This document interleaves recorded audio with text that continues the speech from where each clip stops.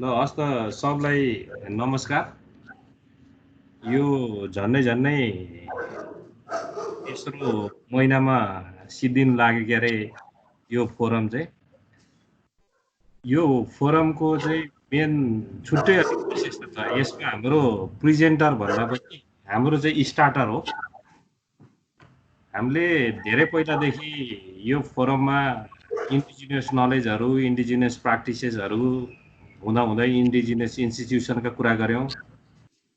अनि त्यसपछि आएर यसले फरेस्ट म्यानेजमेन्टमा कसरी एफेक्ट गरेको छ, नेचुरल रिसोर्समा कसरी एफेक्ट गरेको छ भनेर कुरा गर्दा गर्दै हामीले अलिकति इन्भाइरोमेन्टल गभर्नेन्सको पनि कुरा गऱ्यौँ नेपालमा।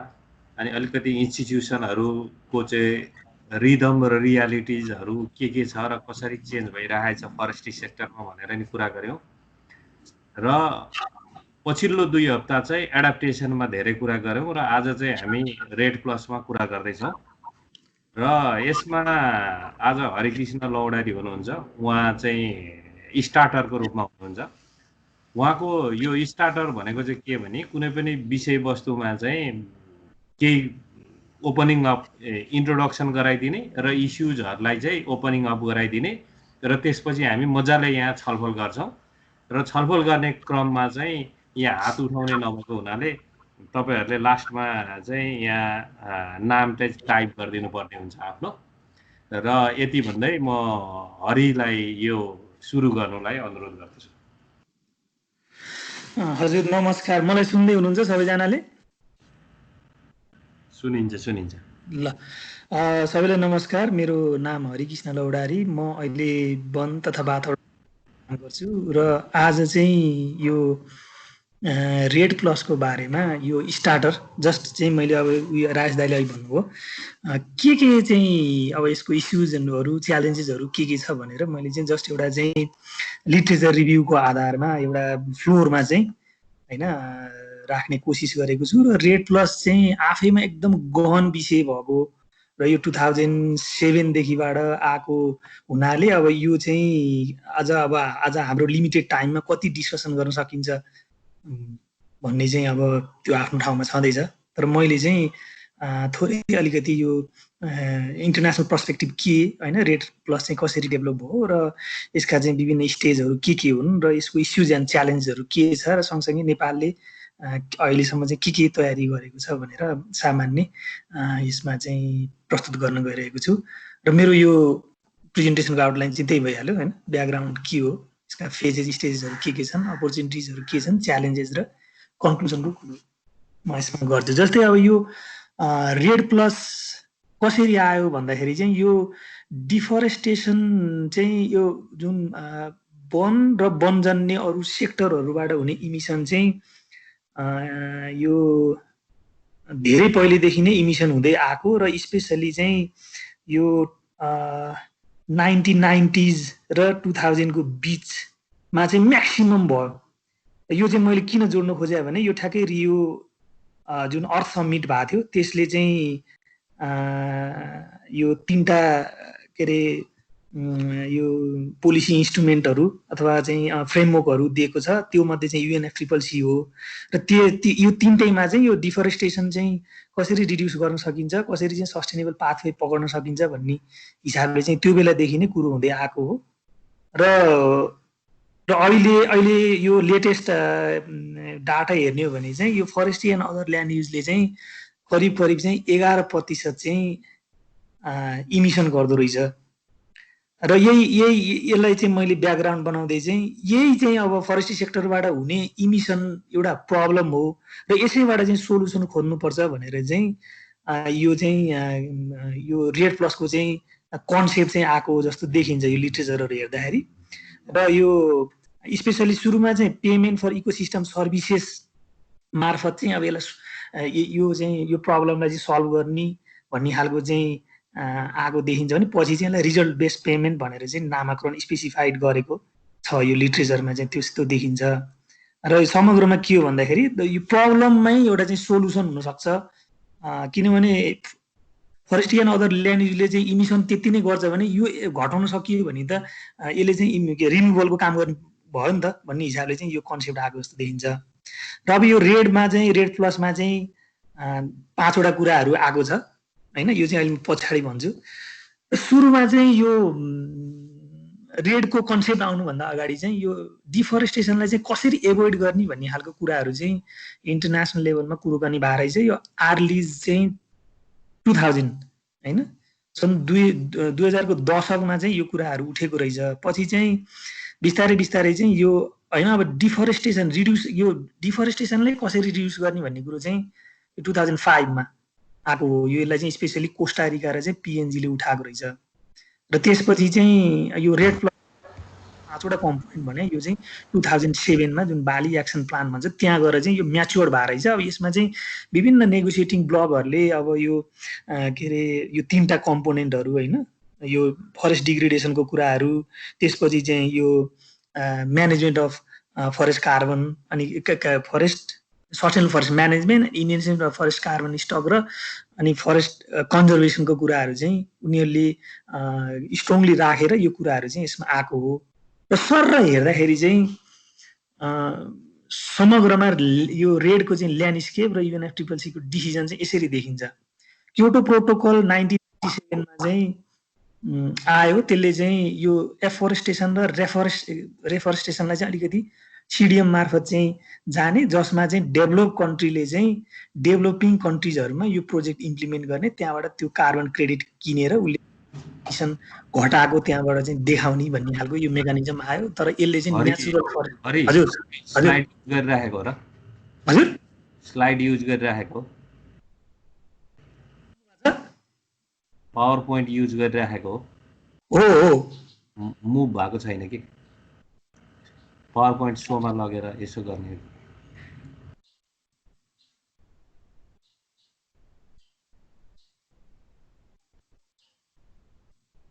आयो अहिले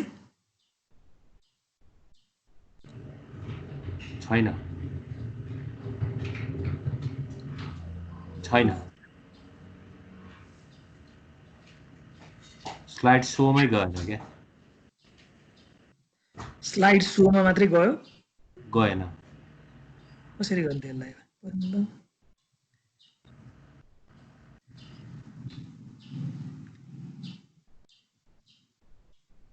स्क्रिन सेयर भएको छ नि हैन, स्क्रिन सेयर भयो।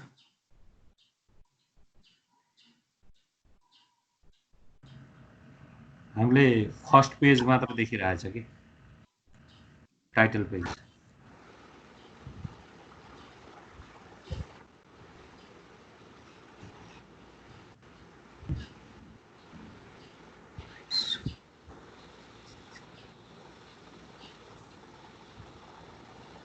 स्लाइड सो नै गरे हो मैले।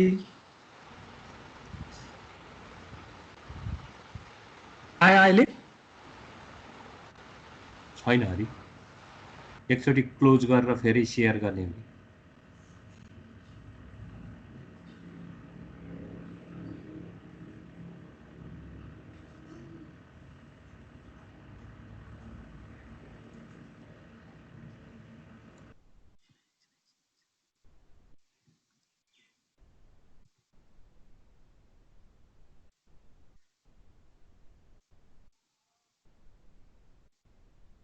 आयो?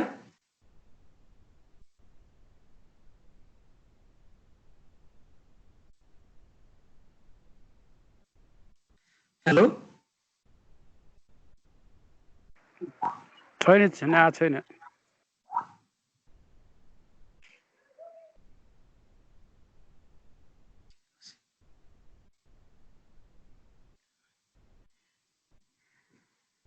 अहिले आयो?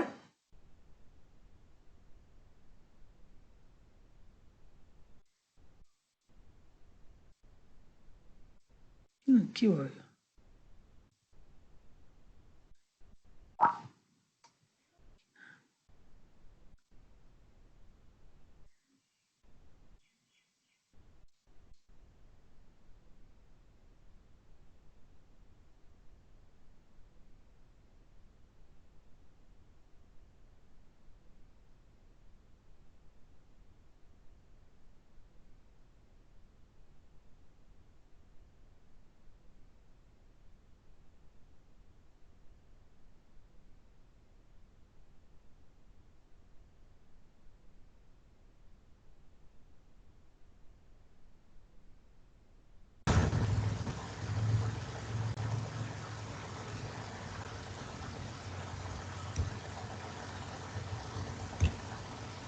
अहिले आयो।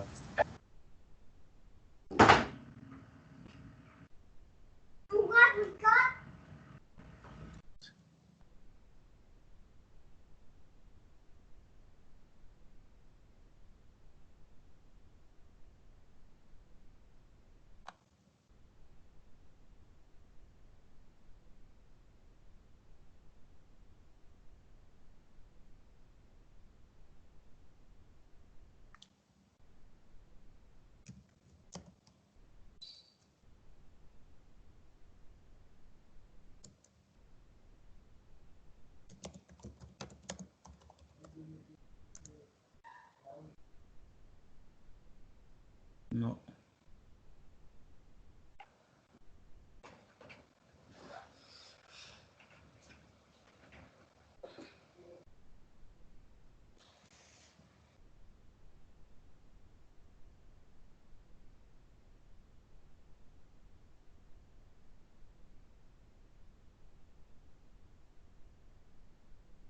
एकजना ना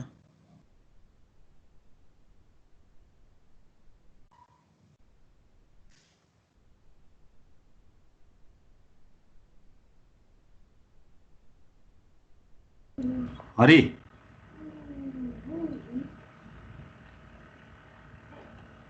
हरि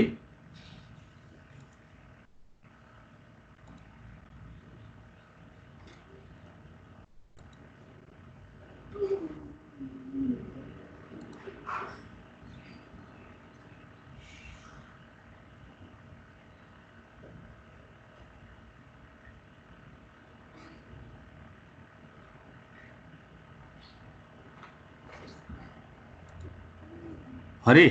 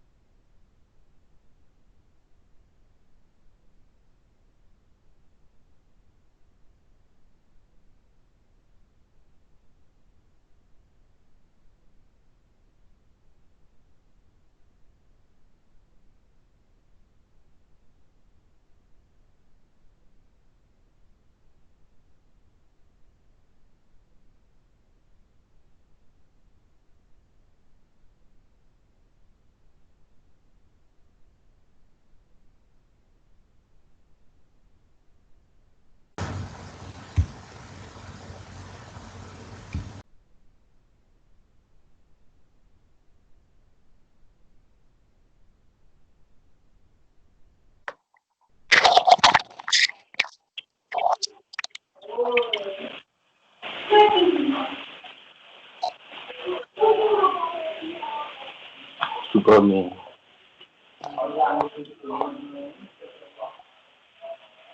अहिले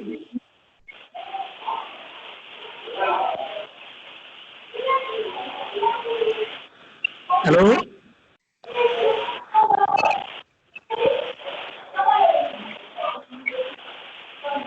hello Hello, we can hear. Hari हजुर देख्नुभयो छ स्क्रिन आयो सुरु गर।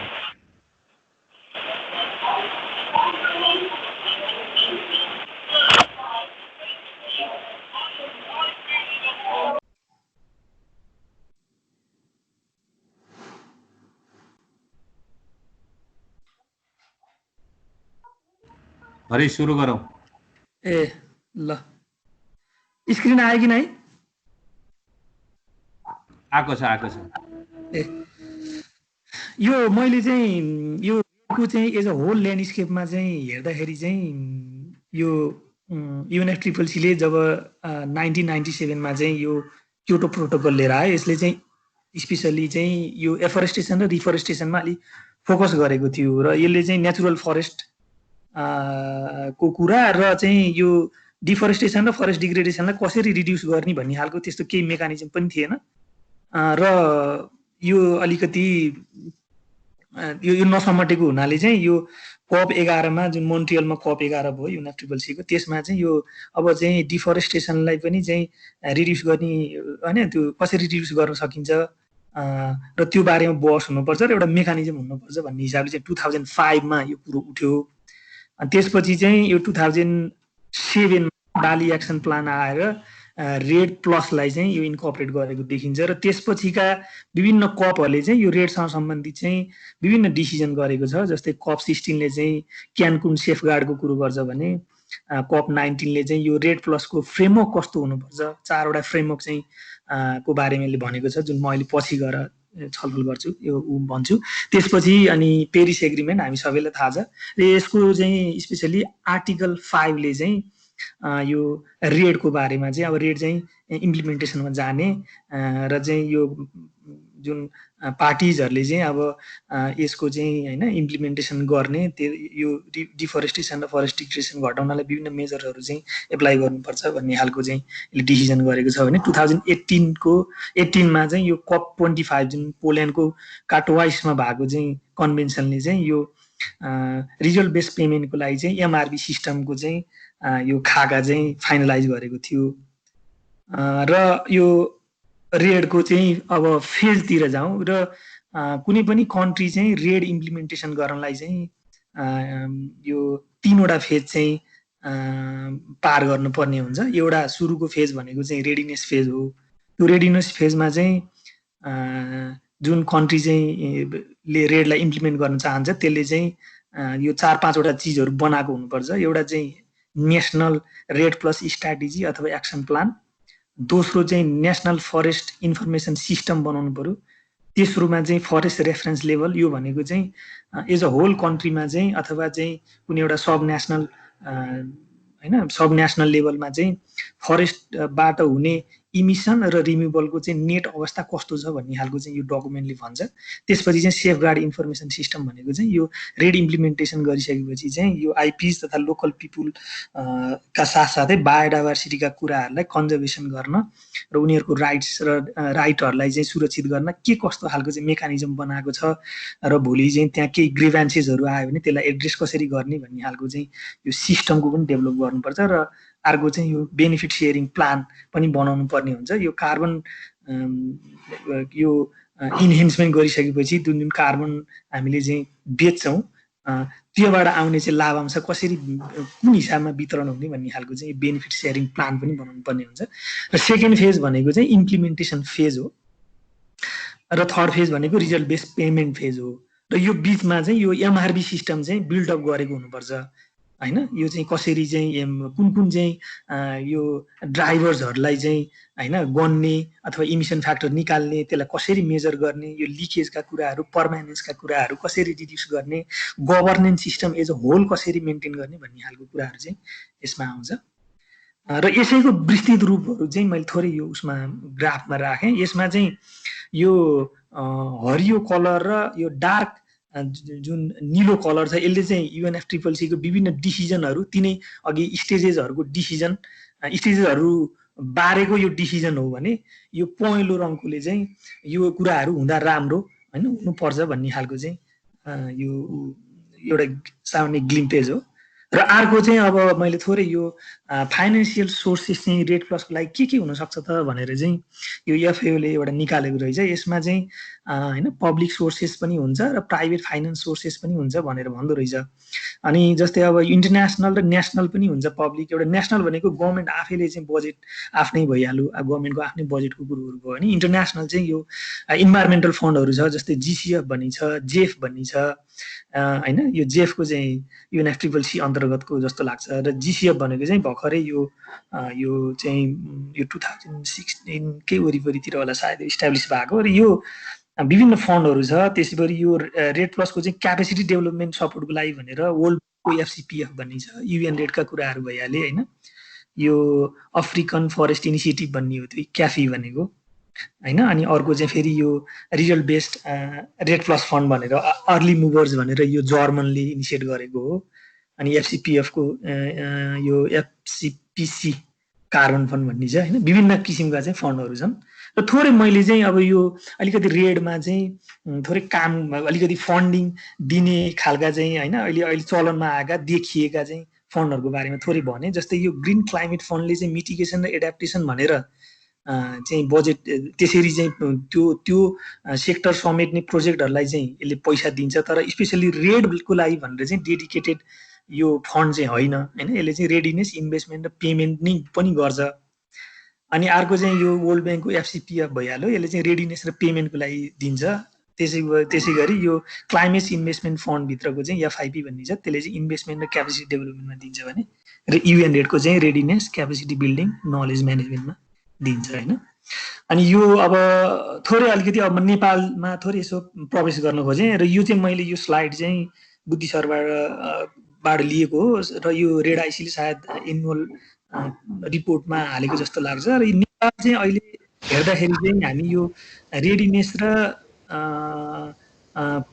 यो अहिले हामी चाहिँ बिचको फेजमा छौँ। बिस्तारै अब इम्प्लिमेन्टेसन गर्ने फेजमा छँदैछौँ। र यो नेपालमा चाहिँ 2008बाट सुरु भएको हो यो रेडको प्रोसेस चाहिँ होइन। RP हामीले 2008मा बनायौँ, त्यसपछि रेड इम्प्लिमेन्टेसन सेन्टर बन्यो। RPP रेडिनेस होइन प्लान प्रोग्राम प्रपोजल हो यो 2010मा हामीले सबमिट गऱ्यौँ। र यो हामीलाई चाहिँ रेडिनेसमा सपोर्ट गर्नलाई चाहिँ FCPF ले पनि सपोर्ट गरेको छ र अलिअलि क्यापेसिटी डेभलपमेन्टमा चाहिँ UN रेडले पनि सपोर्ट गरेको छ। र यो विभिन्न यो हामीले माइलस्टोनहरू क्रस गर्दै अहिले हामी चाहिँ यो ERPA emission reduction payment agreement गर्ने चरणमा छौँ। सायद यो 2020 को अब अहिले कोरोनाले गर्दाखेरि रोकियो जस्तो लाग्छ। बुद्धि सरले अलि पछि यो यसबारेमा भन्नुहुन्छ होला। यो चाहिँ अब हामी यो 2020मा चाहिँ साइन गरेर अनि बल्ल अब इम्प्लिमेन्टेसनमा हामी चाहिँ जाँदैछौँ। र अब अझै गर्नुपर्ने काम त बेनिफिट सेयरिङ प्लान बन्दैछ। अब यो 4वटा जुन फ्रेमवर्क, जुन national forest reference level, national red plus strategy होइन, त्यसपछि चाहिँ safeguard information system, national forest information system यो बन्दैछ। केही त बनेर पनि भ्याइसक्यो र अब हामी चाहिँ इम्प्लिमेन्टेसनमा जान्छौँ।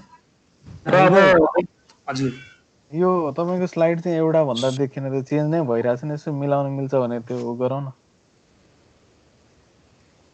यो तपाईँ यो के अरे फुल स्लाइड स्लोमा गएर चाहिँ गर्नुभयो भने देखिन्छ होला जस्तो लाग्छ है।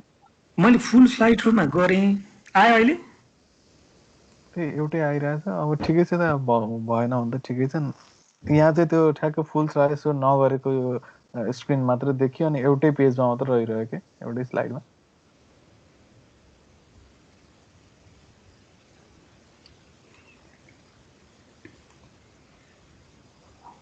त्यही त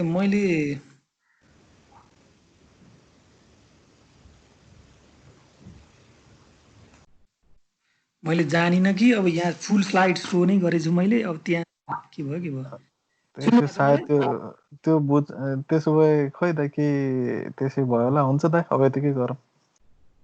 के भयो? हजुर आयो केही? मलाई सुन्नुहुन्छ? तर स्लाइड आएको छैन होइन? ए स्लाइड त छैन, गएर दिएको नि सिधै हुन्छ। आयो आयो होइन स्लाइड त त्यही एउटै अघिकै पेज आइरहेछ त। त्यो 1 नम्बरको स्टेजेस एन्ड अफ RDD आइरहेछ। Stages and pages of red भइरहेको छैन। हरिजी हजुर सबैभन्दा बेटर चाहिँ पहिला क्लोज गरिदिनु होइन। हजुर त्यसपछिको चाहिँ तपाईँको त्यो प्रेजेन्ट स्लाइडमा जहिले पनि जानको लागि चाहिँ कल भन्दा उतापट्टिको एउटा बटन हुन्छ क्या, त्यसमा गर्नु भने प्रत्येक कल चाहिँ प्रत्येक प्रेजेन्ट स्लाइडमा चाहिँ मुभिङ भइरहन्छ। ट्राई गर्नु मतलब त कहाँनिर त्यहाँ मैले स्क्रिनसट गरेको छु हेर्नु त त्यो उसमा।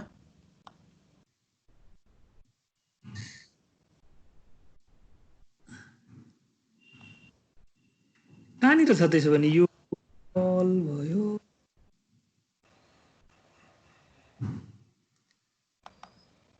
शेयर भन्ने हैन? ओहो शेयर त यसैको शेयर हैन कि को शेयर हो? अहिले आयो त त्यो ठिक छ त।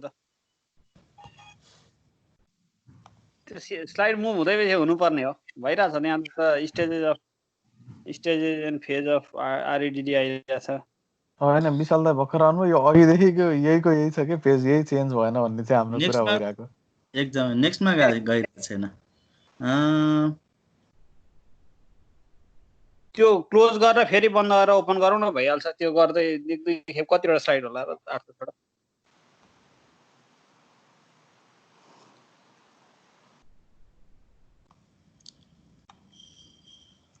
माथि भ्यूबाट गर्ने कि भ्यूबाट चाहिँ स्लाइड सोमा जाँदा हुन्छ?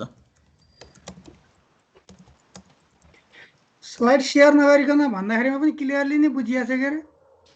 त्यही त, यो स्लाइड चाहिँदैन पनि होला हौ राम्रो गरी भन्दा त। ल सुरु गर्दियौँ हरि दाइ। अब एकदम कष्ट छ।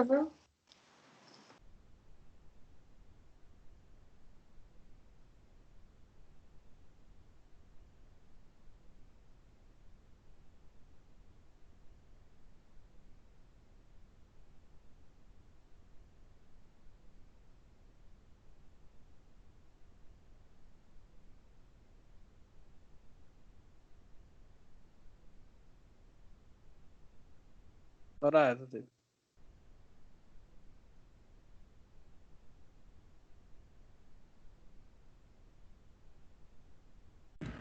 हरि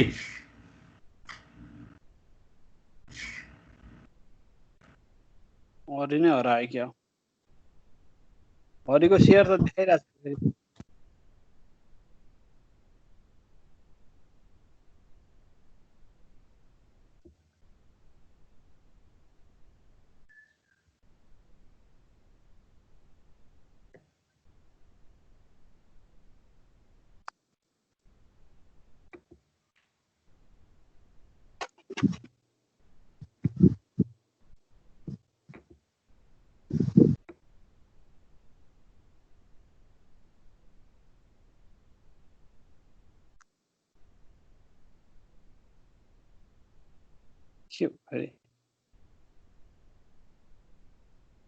हेलो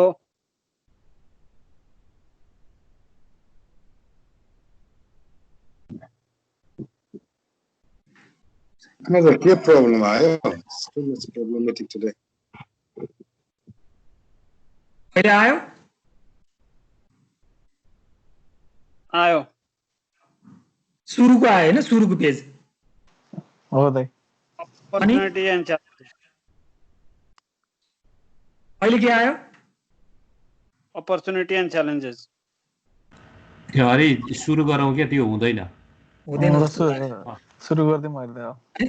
अब म अपर्चुनिटीमा गएँ। यो थोरै अलिकति नेपालको भित्र छिरेर म अपर्चुनिटीमा गएँ र अब यो रेड प्लस जुन यो पोलिसी इन्स्ट्रुमेन्ट छ, अब यो इम्प्लिमेन्टेसन गर्दाखेरि कन्ट्रीलाई चाहिँ के अपर्चुनिटी हुनसक्छ भनेर चाहिँ मैले थोरै लिस्ट आउट गरेको छु। एउटा चाहिँ यो ग्लोबल क्लाइमेट रिडक्सन कमिटमेन्ट छ जुन हामीले चाहिँ पेरिस एग्रिमेन्टमा गरेका छौँ। यसलाई चाहिँ ट्रान्सलेट गर्ने मौका हो यो हैन? यो रेड प्लस जस्तै पेरिस एग्रिमेन्टको मा त्यो टेम्परेचर हैन गोलहरू छ। हामीले चाहिँ 2 डिग्री र 1.5 डिग्रीको कुरो छ। फेरि एनडिसी भन्ने छ, नेसनली डिटरमाइन्ड कन्ट्रिब्युसनमा कन्ट्रीले चाहिँ कति चाहिँ हैन के अरे यो प्रतिबद्ध भएर चाहिँ इमिसन रिडक्सन गर्छ भन्ने खालको कुरा यो पेरिस एग्रिमेन्ट अन्तर्गतको एनडिसीमा पनि त्यो उल्लेख भएको छ भने एसडिजीमा त अब क्लाइमेट गोल नै छ 13 नम्बरमा हैन? क्लाइमेट एक्सन भनेर भनेको छ। यो चाहिँ एउटा अपर्चुनिटी हो कन्ट्रीको लागि चाहिँ। यो ग्लोबल क्लाइमेट होइन कमिटमेन्ट चाहिँ ट्रान्सलेट गर्ने। अनि अर्को चाहिँ यो क्लाइमेट चेन्ज एजेन्डा चाहिँ नेसनल डेभलपमेन्ट प्लानिङमा चाहिँ यो मेन स्ट्रिम गर्ने पनि यसले चाहिँ अपर्च्युनिटी हो यो रेड प्लस मार्फत। र त्यसै गरी अर्को चाहिँ यो नन कार्बन बेनिफिट्सहरू जस्तै सोसल इन्भाइरोमेन्टल र गभर्नेन्स होइन। कार्बन त छँदैछ होइन, फरेस्ट कार्बन इन्भेस्टमेन्ट हुन्छ, त्यहाँबाट पैसा आउँछ, त्यो त एक ठाउँमा छ भने अर्को चाहिँ नन कार्बन बेनिफिट्स अथवा चाहिँ यसलाई होइन त्यही नन कार्बन बेनिफिट्स चाहिँ इन्हेन्स गर्ने मौका हो भने अर्को चाहिँ यो हाम्रो जुन ओल्ड फ्यासन फरेस्ट म्यानेजमेन्ट हामीले चाहिँ जुन एप्रोच अप्नाइरहेको छौँ यसलाई चाहिँ अलिकति रिइनर्जाइज गर्ने रिभिजिट गर्ने मौका पनि हो। किनभने यसले चाहिँ सस्टेनेबल फरेस्ट म्यानेजमेन्टमा फोकस गर्छ। त्यो भनेको चाहिँ वनको एउटा वृद्धि हुन्छ, त्यो वृद्धि भनेको ब्याज हो, त्यो ब्याज चाहिँ निरन्तर रूपमा चाहिँ काठ अथवा चाहिँ दाउराको रूपमा होइन झिक्ने चाहिँ जुन पद्धति हामीले अवलम्बन गर्न सकिन्छ रेडबाट। र अर्को चाहिँ यो इन्डिजिनियस पिपुल र लोकल कम्युनिटिजहरूको लागि को रोल चाहिँ जुन फरेस्ट म्यानेजमेन्ट रिसोर्स म्यानेजमेन्टमा उनीहरूको छ त्यसलाई चाहिँ रिकग्नाइज गर्ने, त्यो अनुसार चाहिँ अलिकति इन्सेन्टिभाइज पनि गर्ने, अनि हाम्रो भएको कमी कमजोरीहरूलाई चाहिँ सुधार्ने, बेनिफिट सेयरिङमा उनीहरूलाई पनि होइन गर्ने भन्ने चाहिँ यसले चाहिँ अलिकति त्यो पनि मौका दिन्छ भने अर्को त ओभरअल फरेस्ट गभर्नेन्स होइन भनेको चाहिँ अब एभोइडिङ डिफोरेस्टेसन फरेस्ट डिग्रेडेसनका कुरादेखि लिएर डाटा म्यानेजमेन्टदेखि लिएर अब होइन यसमा चाहिँ सहयोग पुग्छ। अपर्च्युनिटी भयो। अनि च्यालेन्जेसमा चाहिँ अब यो अपर्च्युनिटी भन्दा यसको च्यालेन्जेस चाहिँ अलिकति लिट्रेचर रिभ्यू गर्दाखेरि धेरै देखियो। अब जस्तै चाहिँ अब यसले चाहिँ यो ह्युमन होइन के अरे यो लाइफ जस्तै लोकल पिपुलहरूको चाहिँ रिसोर्स कलेक्सनदेखि लिएर बायोडाइभर्सिटीमा अनि इन्भाइरोमेन्टमा पनि असर गर्छ भनेर यो होइन यो लिट्रेचरले देखाउँछ। जस्तै अब यो इन्स्टिट्युसनल भित्र चाहिँ गभर्नेन्सका कुराहरू पार्टिसिपेसन नै अलिकति यसले चाहिँ कम गराउँछ कि रेडले। अब यसले फेरि चाहिँ अब धेरै पेपरहरू आएको छ जस्तै यसले चाहिँ फरेस्ट्री गभर्नेन्सलाई नै रिसेन्ट्रलाइज गर्छ कि किनभने कार्बनको कुरो छ होइन, अब त्यहाँ बेनिफिट हुन्छ, अब स्टेट गभर्मेन्ट नै अगाडि सरेर भोलि लोकल कम्युनिटीहरूलाई चाहिँ त्यो बेनिफिट सेयर नगर्ने हो कि भन्ने खालका कुरा नि छन्। भने अर्को चाहिँ अब यसले चाहिँ मोनोकल्चरले गर्दाखेरि चाहिँ होइन बायोडाइभर्सिटी मा पनि ह्रास ल्याउँछ कि भन्ने खालको कुरो छ। त्यसै गरी ट्रेडिसनल नलेजहरू अनि सोसल भ्यालुज प्र्याक्टिसेसहरूलाई चाहिँ यसले झन् उ गर्छ कि होइन ह्याम्पर गर्छ कि अथवा डिटोरिएट गर्छ कि लिभलिहुड अथवा चाहिँ इन्कम झन् मान्छेलाई चाहिँ होइन यो गरिबीतिर झन् धकाल्छ कि किनभने अब यो फरेस्ट कार्बन इन्हेन्समेन्टको कुरो छ, कार्बन इन्हेन्स गरेपछि पैसा पाउँछ भनेपछि त्यहाँबाट रिसोर्स झिक्न पाइएन होइन, फरेस्ट डिपेन्डेन्ट पिपुलहरूको लिभलिहुडमा पनि असर गर्छ कि भन्ने खालको कुराहरू अब आइरहेको छ। लिट्रेचरले त्यही देखाउँछ। अब यिनै कुराहरू हो यसमा। अब इन्स्टिट्युसनको कुरो मैले भने फरेस्ट्री गभर्नेन्सका कुराहरूमा पार्टिसिपेसन अफ लोकल पिपुललाई डिरेल गर्छ कि अथवा चाहिँ रेस्ट्रिक्ट गर्छ कि भन्ने खालको लिट्रेचरहरूले देखाउँछ होइन। यो लिट्रेचरहरूको विभिन्न कलेक्सनहरू यहीँ छ, मैले यो अब यो स्लाइडमा देखाउन सकिनँ।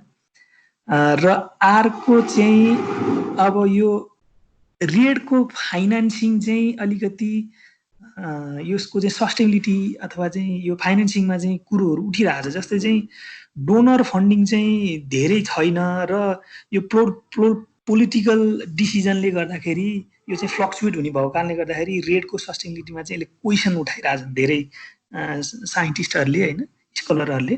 किनभने अब एउटा अध्ययनले के देखाइरहेछ भने यो रेड इम्प्लिमेन्टेसन गरिसकेपछि वर्ल्ड वाइड रूपमा इम्प्लिमेन्टेसनबाट पाउने भुक्तानीको लागि चाहिँ लगभग $15 बिलियन पर इयर चाहिँदो रहेछ भने अहिलेसम्म जम्मा चाहिँ पैसा चाहिँ यसो एभाइलेबल पैसा चाहिँ जम्मा 1 देखि 2 बिलियन रहेछ भनेर यो लिट्रेचरले देखाएको छ। अर्को चाहिँ के भन्दाखेरि यो रेडिनेस फन्डिङ चाहिँ एकदम ड्राइङ अफ सुक्दैछ अरे, धेरै पैसा पनि छैन र न्यू कमरहरू जो चाहिँ रेडमा जान चाहन्छन् त्यसको लागि चाहिँ तिनीहरूले फन्डिङको चाहिँ एकदम च्यालेन्जेस छ तिनीहरूलाई भनेर देखाएको छ। जस्तै चाहिँ अब यो युएन रेड एफसिपिएफ होइन यिनीहरू चाहिँ अब 2020 मा चाहिँ अब सकिने जस्तो कुरो छ। त्यसै गरी चाहिँ अब यो एफआइपी जुन सिआइएफ क्लाइमेट इन्भेस्टमेन्ट फन्डभित्रको एफआइपी छ त्यसमा चाहिँ अलिकति पैसा छैन भन्ने खालको पनि कुरो आएको छ भने यो जिसिएफले चाहिँ रेडको लागि भनेर डेडिकेटेड पैसै दिँदैन, यसले मिटिगेसन र एडाप्टेसन हेर्छ। त्यही कारणले गर्दाखेरि रेड प्रोजेक्टले चाहिँ पैसा पाउँछ भन्ने हुँदैन यसमा। त्यही कारणले गर्दाखेरि रेडिनेस फन्डिङ चाहिँ एकदम कम भएको छ भन्छ भने अर्को चाहिँ यो प्राइभेट सेक्टरहरू चाहिँ यसमा एट्र्याक्टिभ हुन सकेको छैन विभिन्न रिस्कले गर्दाखेरि जस्तै टेन्युर सेक्युरिटीको कुरो छ, कार्बन राइट्स, ल इन्फोर्समेन्टका कुराले गर्दाखेरि यिनीहरू एट्र्याक्टिभ भएन भन्छ भने अर्को चाहिँ कम्युनिटीहरू हैनले चाहिँ यो फन्डिङ ग्याप फुलफिल गरे पनि यिनीहरूलाई चाहिँ एक्नोलेज गरेको छैन। त्यही कारणले गर्दाखेरि कम्युनिटीहरू पनि हैन यसरी चाहिँ प्रोएक्टिभ रूपमा चाहिँ यो रेड प्लस इम्प्लिमेन्टेसन गर्नुपर्छ, इन्भेस्ट हामी गर्छौँ। जस्तै अब हाम्रो सामुदायिक वनहरू हैन उदाहरणको लागि छ नि, अब जस्तै हाम्रो कोलेबरेटिभ फरेस्ट म्यानेजमेन्टमा त्यहाँबाट केही पैसा आउँछ, फरेस्ट म्यानेजमेन्ट डेभलपमेन्टमा खर्च गर्नुपर्छ भन्ने छ हैन। करोडौँ आम्दानी गर्ने फरेस्ट युजर्स ग्रुपहरू भए पनि अब यिनीहरू चाहिँ डाइरेक्टली अब हामी रेडको लागि चाहिँ रेडको इम्प्लिमेन्टेसनमा चाहिँ हामी खर्च गर्छौँ, फरेस्ट के अरे रेस्टोरेसनमा खर्च गर्छौँ भने त्यसरी प्रोएक्टिभली चाहिँ त्यो आउन पनि सकेको छैन भनेर पेपरले रहेछ। अनि अर्को चाहिँ इस्युज एन्ड च्यालेन्जमा चाहिँ रिजल्ट बेस्ड पेमेन्टको कुरोहरू छ। जस्तै चाहिँ अब के को लागि दिने भन्ने खालको छ हैन। जस्तै अब क्यापेसिटी डेभलपमेन्टमा दिने हो कि, डाटा कलेक्सनमा दिने हो कि, मोनिटरिङ र रिपोर्टिङमा दिने हो कि, अथवा एक्चुअल इमिसन रिडक्सनमा दिने हो कि नन कार्बन बेनिफिटको लागि दिने हो भन्ने खालको त्यस्तो त्यो हैन अझै पनि पजलिङ छ भन्छन् हैन। यो C4 को त्यो एउटा बुक नै आएको थियो, इङ्ग्लिस एन्ड एट अलको यो पेपरबाट मैले हेरेको। अनि अर्को चाहिँ यो रेफरेन्स लेभल चाहिँ कति वर्षको सेट गर्ने भन्ने पनि कन्फ्युजन छ, तर फिक्स गाइडलाइन पनि छैन भन्छ हैन। अनि यो driver of deforestation, forest degradation के लिने, ग्रेजिङ जस्तै हाम्रो नेपालको केसमा हेर्दाखेरि हामीले डिफरेस्टेसन हेऱ्यौँ, त्यसपछि चाहिँ ग्रेजिङको हाले जस्तो लाग्छ, फायरहरू अनि अरूहरू हामीले हालेको छैन। त्यही कारणले गर्दा कुन हाल्ने कुन नहाल्ने भन्ने फिक्स पनि छैन। र अर्को चाहिँ पैसा कसलाई दिने हैन, फरेस्ट दिने हो कि, अथवा चाहिँ स्टेट गभर्मेन्टलाई दिने हो कि, अथवा चाहिँ जसले इम्प्लिमेन्टेसनमा कस्ट बियर गर्छ सेयर गर्छ त्यसलाई दिने हो कि, अथवा चाहिँ यो रेड प्लस इम्प्लिमेन्टेसनमा फेसिलिटेट गर्ने इन्स्टिट्युसनलाई दिने हो कि हैन। अनि एक्चुअल चाहिँ जुन यो इमिसन रिडक्सनमा कन्ट्रिब्युट गर्ने त्यसलाई दिने भन्ने खालको पनि छ। यो पजलिङ अझै चाहिँ यसले वे आउट अथवा क्लियर पाथवे चाहिँ छैन भन्छ हैन। यो इस्युजहरू अझै छ। अनि अर्को चाहिँ यो इम्प्लिमेन्टेसन कस्ट, लिटरेचरहरूले के देखाउँछ भन्दाखेरि यो यसको चाहिँ फुल इम्प्लिमेन्टेसन गर्दाखेरि चाहिँ धेरै पैसा खर्च हुँदो रहेछ भनेपछि यसको अपर्च्युनिटी कट बढी हैन। भन्न खोजेको यो चाहिँ इम्प्लिमेन्ट नगर्दा अरू कुनै ल्यान्ड युज प्र्याक्टिस गर्दाखेरि त्यहाँबाट पैसा आउँदो रहेछ। इम्प्लिमेन्टेसन कस्ट चाहिँ एकदम हाई छ भन्छन् कतिले हैन। तर फेरि कतिले चाहिँ हैन त्यो इम्प्लिमेन्टेसन कस्ट हाई भए पनि यसले नन कार्बन बेनिफिट पनि त दिन्छ नि त, त्यही कारणले गर्दाखेरि यो त्यसरी हेर्नुहुन्न भन्छन् हैन। अनि अब इम्प्लिमेन्टेसन कस्टमा धेरै कुराहरू छ। जस्तै अब क्यापेसिटी डेभलपमेन्टमा खर्च गर्नुपर्छ, ल इन्फोर्समेन्टका कुराहरू छन्, एमआरबी जस्तै अब हाम्रो नेपालले मैले सुने अनुसार $5 पर टनमा चाहिँ हैन त्यो EOI दिएको छ वर्ल्ड ब्याङ्कको FCPF-मा भन्छन् हैन। अब यो त एक्ज्याक्ट कुरा त अब हाम्रो रेडको सर पनि आउनु भएको छ, सरले भन्नु होला, मैले अलिकति सुने अनुसार। त्यही कारणले गर्दाखेरि यसको चाहिँ ट्रान्ज्याक्सन कस्ट हाई हैन, कोअर्डिनेसन कस्ट पनि छ यसको आफ्नै। त्यही कारणले गर्दाखेरि यो फुल इम्प्लिमेन्टेसन हाई छ कि भन्ने खालको कुरो पनि यो यसले पाउने भन्दा इम्प्लिमेन्टेसन कस्ट हाई हुनसक्छ भन्ने खालको रिसर्चले भन्दो रहेछ भने। अर्को चाहिँ टेन्युरको कुरो छ, ल्यान्ड र कार्बनको हैन। अब यो टेन्युर अलिकति फिक्स भयो भने बल्ल पनि मान्छे हैन अलिकति सेक्युर्ड भएर चाहिँ इम्प्लिमेन्टेसनमा लाग्छ। यो टेन्युर ल्यान्डको टेन्युर अब अहिले नेपाल गभर्मेन्टको हेर्दाखेरि भूमिको टेन्युर चाहिँ गभर्मेन्ट अफ नेपालमा हुन्छ, कार्बनको पनि अब कार्बन सेवा हैन त्यही सङ्घको उसमा हुने भनेर भनेको छ। अब भोलि चाहिँ कम्युनिटी फरेस्ट युजर ग्रुपले हैन अब यो यसमा पनि कन्फ्लिक्ट आउँछ जस्तो लाग्छ। अब कार्बन सेवा चाहिँ सङ्घमा हुने, इम्प्लिमेन्टेसन त्यसलाई जोगाउने दायित्व चाहिँ फरेस्ट युजर ग्रुपको हुने भनेर चाहिँ अब हैन त्यो कन्फ्लिक्ट पनि आउन सक्छ। त्यही कारणले गर्दाखेरि यो क्ल्यारिटी चाहिँ छैन। यसले चाहिँ के हुन्छ नि यो ओभरलेट क्लेमलाई बढाउँछ, कन्फ्लिक्ट पनि बढ्छ भनेर भन्छन् पेपरमा। अनि अर्को चाहिँ यो रेड प्लस इम्प्लिमेन्टेसन गरिसक्यो, किनभने यो इम्प्लिमेन्टेसन गर्दाखेरि अब केही न केही त रकम आउँछ अथवा बेनिफिट हुन्छ, कार्बन बेनिफिट साथसाथ कार्बन बेनिफिटमा चाहिँ मान्छेहरू अलिकति हैन इन्ट्रेस्टेड पनि हुन्छन्, पैसा आउँछ भनिसकेपछि। अब फेरि यसमा इन्भल्भ हुने त मल्टी स्टेक होल्डर छ, डोनरहरू छन्, गभर्मेन्ट आफै छ, लोकल पिपुल छ, प्राइभेट सेक्टर छ, पोलिटिसियन छन्, एनजिओ CSOजहरू छन् हैन, इन्डिजिनियस पिपुलहरू छन्, त्यसलाई इभ्यालुएट गर्न आउने साइन्टिस्ट अथवा चाहिँ इभ्यालुएटरहरू छन्। उनीहरूको विभिन्न इन्ट्रेस्ट छ। जस्तै साइन्टिस्टहरूलाई चाहिँ अलिकति अनबायस तरिकाले चाहिँ एक्युरेट इन्फर्मेसन हैन एमआरबी गरेर चाहिँ ल्याउन पायो भने भन्ने खालको हुन्छ भने अब लोकल पिपुललाई अलिक धेरै आइदियो हुन्थ्यो, अथवा गभर्मेन्टले पनि धेरै हाम्रो कार्बन इन्हेन्स भएको देखियो हुन्थ्यो भन्ने होला। डोनरले चाहिँ हैन तिमा एक्चुअल जति इन्हेन्स भयो त्यतिमा मात्रै पैसा दिन्छु भन्ने होला हैन। प्राइभेट सेक्टर चाहिँ अलिकति हामीले एग्रो फरेस्ट्री पनि लगाउँछौँ हैन। अब हामीलाई पनि कसरी अनबोर्ड गर्ने अलिकति हामीले पनि हैन यसमा चाहिँ फाइदा पाउनु पर्यो भन्ने होला। फेरि अब पोलिटिसियनलाई पनि अब हैन यो कन्सेप्ट अब मान्छे हुन्छ नि त अब अलिकति हाइलाइटमा आउने अथवा चाहिँ हैन अब चर्चामा आउने अब त्यसमा चाहिँ पोलिटिसियनको पनि इन्ट्रेस्ट हुन्छ। त्यही कारणले गर्दाखेरि यो मल्टिपल इन्ट्रेस्टलाई कसरी एड्रेस गर्ने भन्ने पनि चुनौती छ। र अर्को चाहिँ एमआरबी सिस्टमलाई कसरी स्ट्रेन्थेन गर्ने र यसलाई लोकलाइज कसरी गर्ने इन्स्टिट्युसनलाइज कसरी गर्ने भन्ने चुनौती छ। हाम्रो जस्तो डेभलपिङ कन्ट्रिजमा अब इमिसन फ्याक्टरहरू हामीले धेरै पनि निकालेको पनि छैन। डाइभर्स अफ डिफरेस्टेसन फरेस्ट डिग्रेडेसनको नेसनल फरेस्ट इन्भेन्ट्री सिस्टम एकदम साउन्ड हुनुपर्छ, रोबस्ट हुनुपर्छ यो रेड प्लसमा जानको लागि। त्यसको धेरै खर्च हुन्छ, फाइनेन्सको कुरो आउँछ, डाटाबेस म्यानेजमेन्टका कुराहरू आउँछन् हैन, रिपोर्टिङका कुराहरू एउटा फर्मेटमा रिपोर्टिङ गर्ने कुराहरू आउँछन् भने अब यो गुड गभर्नेन्स यसमा यो एमआरबीमा जोडिएर आएको आउँछ। जस्तै लिकेजलाई कसरी घटाउने, रिभर्सल हैन। जस्तै चाहिँ अहिले तालमा हामीले इआरपीडी इम्प्लिमेन्टेसन गर्ने भनेको छ भने अब तालमा चाहिँ फरेस्ट रिसोर्स लिन पाएन भने मान्छे अर्गाँसीतिर चढेर अथवा माथितिर गएर चाहिँ उल्टै चाहिँ डिफरेस्टेसनलाई बढावा दिने हुन् कि डबल काउन्टिङलाई कसरी एभोइड गर्ने हैन। अनि डिफरेस्टेसन र फरेस्ट डिग्रेडेसनको ड्राइभरलाई कसरी एड्रेस गर्ने, अनि यो रोल एन्ड रेस्पोन्सिबिलिटी यो एमआरबी कसले गर्ने हैन, कुन तहमा कसले गर्ने यो पनि क्लियरिटी हुन पर्यो हैन। त्यो चाहिँ अलिकति यो यावत इस्युजहरू छ यसमा। र म प्रेजेन्टेसनको अन्तिममा आएँ र समग्र हेर्दाखेरि चाहिँ यो रेड प्लस इम्प्लिमेन्टेसन गर्न हैन अपर्च्युनिटी पनि छ, च्यालेन्ज पनि छ। र अब यसलाई चाहिँ अब यो सिरिज अफ इन्टरभेन्सन चाहिन्छ यो हेर्दाखेरि, किनभने फरेस्ट्रीको मात्रै भएन नि त। अब यो एग्रिकल्चर सेक्टर त एग्रिकल्चर सेक्टरमा केही अप्स एन्ड डाउन हुने बित्तिकै यो ठ्याक्कै फरेस्ट सेक्टरले यसले हान्छ भने त्यही कारणले गर्दाखेरि यो बियोन्ड द फरेस्ट गरेर चाहिँ सिरिज अफ इन्टरभेन्सन चाहिँ गर्नुपर्छ भन्ने खालको चाहिँ कन्क्लुजन पनि देखिन्छ। भने अर्को चाहिँ क्यापेसिटी डेभलपमेन्ट गर्नु पर्यो, कोअपरेसन र coordination with multiple stakeholders हैन, त्यो देखिन्छ। किनभने यो फरेस्ट सेक्टर सोलको मात्रै भएन, ल्यान्ड युज प्र्याक्टिसका कुराहरू छन्। यो डाइभर्स अफ डिफरेस्टेसन र फरेस्ट डिग्रेडेसन एउटा मात्रै कारणले हुने होइन, मल्टिपल कारणहरू छन् हैन। त्यसलाई चाहिँ एड्रेस गर्नलाई चाहिँ यो कोअर्डिनेसन, मल्टी सेक्टर र कोअर्डिनेसन पनि चाहिन्छ। भने अर्को चाहिँ यो पोजिटिभ न्यारेटिभ चाहिन्छ।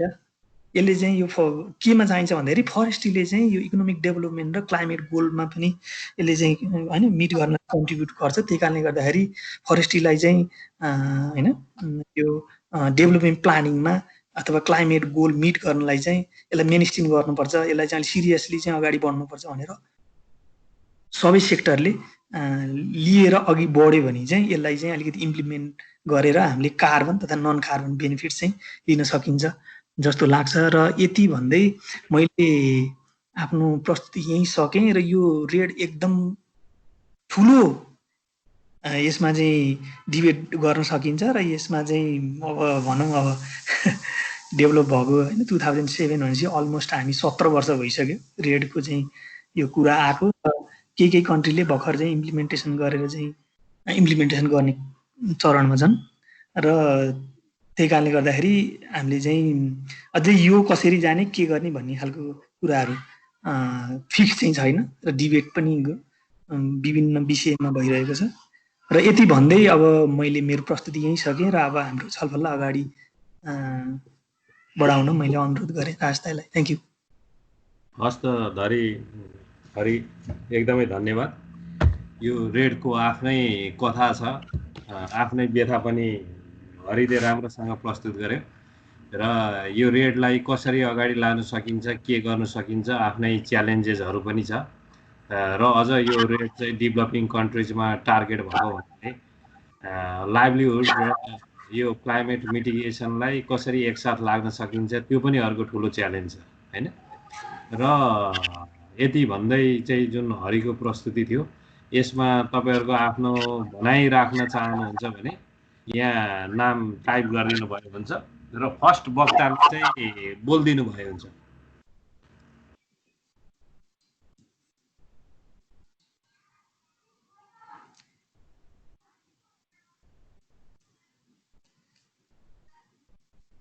हराउनु भयो बुद्धिजीको नाम देखेँ। ल बुद्धिजी टाइप गर्दै हुनुहुन्छ, बोल्नु भयो हुन्छ। हजुर बुद्धिजी।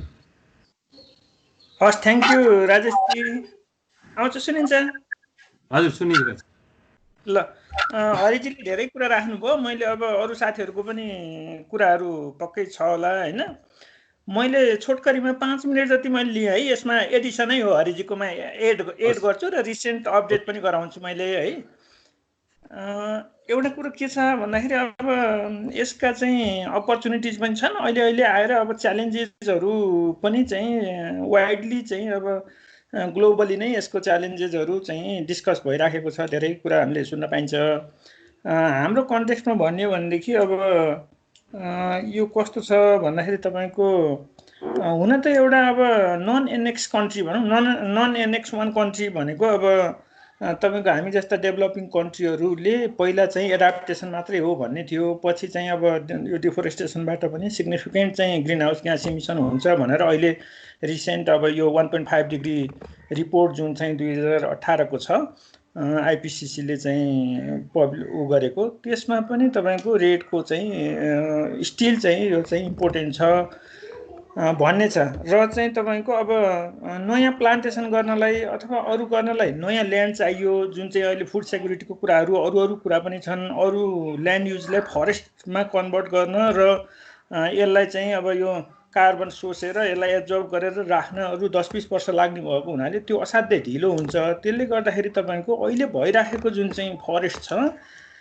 त्यसलाई चाहिँ तपाईँको फर्दर डिग्रेड जुन चाहिँ फरेस्टले अहिलेकै ग्लोबल फरेस्टले चाहिँ तपाईँको चाहिँ सिग्निफिकेन्ट चाहिँ यो कार्बनहरू राखेको छ, यसलाई चाहिँ डिफोरेस्टेसन हुन नदिने र अहिलेकै फरेस्टलाई चाहिँ डिग्रेडेसनबाट जोगाउने। किनभने नयाँलाई एफोरेस्टेसन गर्छु भन्ने कुरा अलिकति त्यति सान्दर्भिक नहुन नि सक्छ धेरै ठाउँमा। त्यसले गर्दाखेरि यो दुईटा कुरा र तपाईँको अब यसमा के छ भने अरू 3टा प्लस थपेर तपाईँको चाहिँ रेड प्लस जुन चाहिँ आयो, यो चाहिँ एउटा नन एनेक्स 1 कन्ट्रीले मिटिगेटिभ प्रोग्राम पनि इम्प्लिमेन्ट गर्न सक्छन् भन्ने एउटा रिकग्निसन पनि हो। यो हिसाबले यो राम्रो हो। अब दोस्रो कुरा यसमा के भने तपाईँको अब पहिल्यैदेखि हामीले भन्ने गरेको 4वटा पिलर अथवा एलिमेन्ट्स चाहिँ भएपछि बल्ल रिजल्ट बेस्ड पेमेन्टको लागि हामी चाहिँ इलिजिबल हुन्छौँ भनेर तपाईँको 2008 देखि हामी त्यही प्रिपेरेटरी रेडिनेस फेजमा अहिलेसम्म काम गरेका छौँ होइन। जसमध्ये चाहिँ नेसनल रेड प्लस स्ट्राटेजी एउटा हाम्रो नेप्लिज कन्टेक्स्टमा त्यो एउटा एप्रुभ भइसकेको छ। फरेस्ट रेफरेन्स लेभल बनायौँ, त्यसलाई अपडेट गर्न बाँकी छ। अनि नेसनल फरेस्ट मोनिटरिङ सिस्टम केही इन्भेन्ट्रीका कामहरू मोनिटरिङका कामहरू भएका छौँ, त्यसलाई अलिकति चाहिँ डेटाबेस सिस्टमहरू केही बनाउन प्लस थप यसलाई चाहिँ अलि रोबस्ट खालको हुनुपर्छ, ट्रान्सप्यारेन्ट खालको हुनुपर्छ भन्छ। त्यसमा अलिकति इम्प्रुभमेन्ट हामीलाई चाहिएको छ। र सेफगार्ड सम्बन्धी हामीले चाहिँ केही कामहरू गरेका छौँ, तर सेफगार्ड इन्फर्मेसन सिस्टम भनेर चाहिँ बनाएको छैनौँ। त्यसले गर्दाखेरि हामी चाहिँ अब एक हिसाबले अन्तिममा ट्रान्जिसनमा छौँ भनौँ। र एउटा अपडेट के भन्दाखेरि अहिले चाहिँ अब हामीले यो जुनमा चाहिँ यो इमिसन रिडक्सन पर्चेज एग्रिमेन्ट गरेर हामी चाहिँ अब यो सेकेन्ड फेजमा फर्मली भनौँ न हामी प्रवेश गर्छौँ। डेमोन्स्ट्रेसनको फेज अथवा इन्भेस्टमेन्टको फेज अथवा इम्प्लिमेन्टेसनको फेज भनेका थियौँ हामीले। 3टा फेजमध्ये रेडिनेस फेज सिद्ध्याएर अहिले ग्लोबली नै तपाईँको चाहिँ यो 2019 को डिसेम्बरमा जस्तो अब एफसिपिएफको कुरा गर्ने हो भने एफसिपिएफ युएन रेड भनेको 2टा ठुल्ठुला चाहिँ यो इन्टरनेसनल इनिसिएटिभ्सहरू छन्। जस्तो एफसिपिएफले 47वटा देशमा, युएन रेडले 45वटा देशभन्दा बढीमा काम गरिराखेका छन्। र अहिले चाहिँ यो 19 को डिसेम्बरमा रेडिनेस फेज सक्ने भन्ने थियो। अहिले 3 वर्ष थपिएर 2022 को डिसेम्बरमा चाहिँ रेडिनेसका कामहरू गरिराख्न सक्ने भन्ने हिसाबको यही अनुसारले इन्टरनेसनल सपोर्ट पनि हुने भनेर अहिले चाहिँ भइराखेको छ। हामीले पनि अहिले रेडिनेस सिद्ध्याउने भनेका थियौँ, तर हाम्रा केही कामहरू चाहिँ हुन सकेनन्। जस्तो सेफगार्ड इन्फर्मेसन सिस्टम बनिसकेको छैन, नेसनल फरेस्ट मोनिटरिङ सिस्टम पनि रोबस्ट यो ट्रान्सप्यारेन्ट यो डेटाबेस को कुराहरू भएको छैन। फरेस्ट रेफरेन्स लेभललाई चाहिँ एक हिसाबको बनाएको छ, त्यसलाई अपडेट गर्नुपर्ने छ। त्यसले गर्दाखेरि हामी पनि 21 सम्म चाहिँ रेडिनेसकै फेज अझ 2 वर्ष थपेर काम गर्ने भएको छौँ होइन। त्यो छ। र अहिले हामीले जुनमा चाहिँ यो इमिसन रिडक्सन पेमेन्ट एग्रिमेन्ट गर्छौँ भनेका थियौँ। अब यो एग्रिमेन्ट गर्दाखेरि के हुँदो रहेछ भन्दाखेरि तपाईँको यो नदेखिने कामहरू थुप्रै हुन्छ। जस्तो चाहिँ यो अब 6-7वटा डकुमेन्टहरू अहिले हाम्रो रेडी भएको छन् र गभर्मेन्टको एप्रुभल प्रोसेसमा गइसकेका छन्। वर्ल्ड ब्याङ्कले अब सँग पनि सल्लाह गरेर भनौँ न उनीहरूको पनि सुझावहरू लिएर हामीले जस्तो environmental and social safeguard framework भनेर बनाएको छौँ। त्यस्तै अब बेनिफिट सेयरिङ प्लानको एडभान्स ड्राफ्ट बनाएको छ। त्यसलाई चाहिँ अब हाम्रो वन ऐनमा के छ भन्दाखेरि यो यसरी चाहिँ यो उत्सर्जन न्यूनीकरण कार्यक्रमबाट आउने चाहिँ बेनिफिटको चाहिँ कोले कति कति पाउने भन्ने यसको निर्धारण चाहिँ नेपाल सरकारले गर्छ भनेपछि यो क्याबिनेटमा पठाउनु पर्ने छ।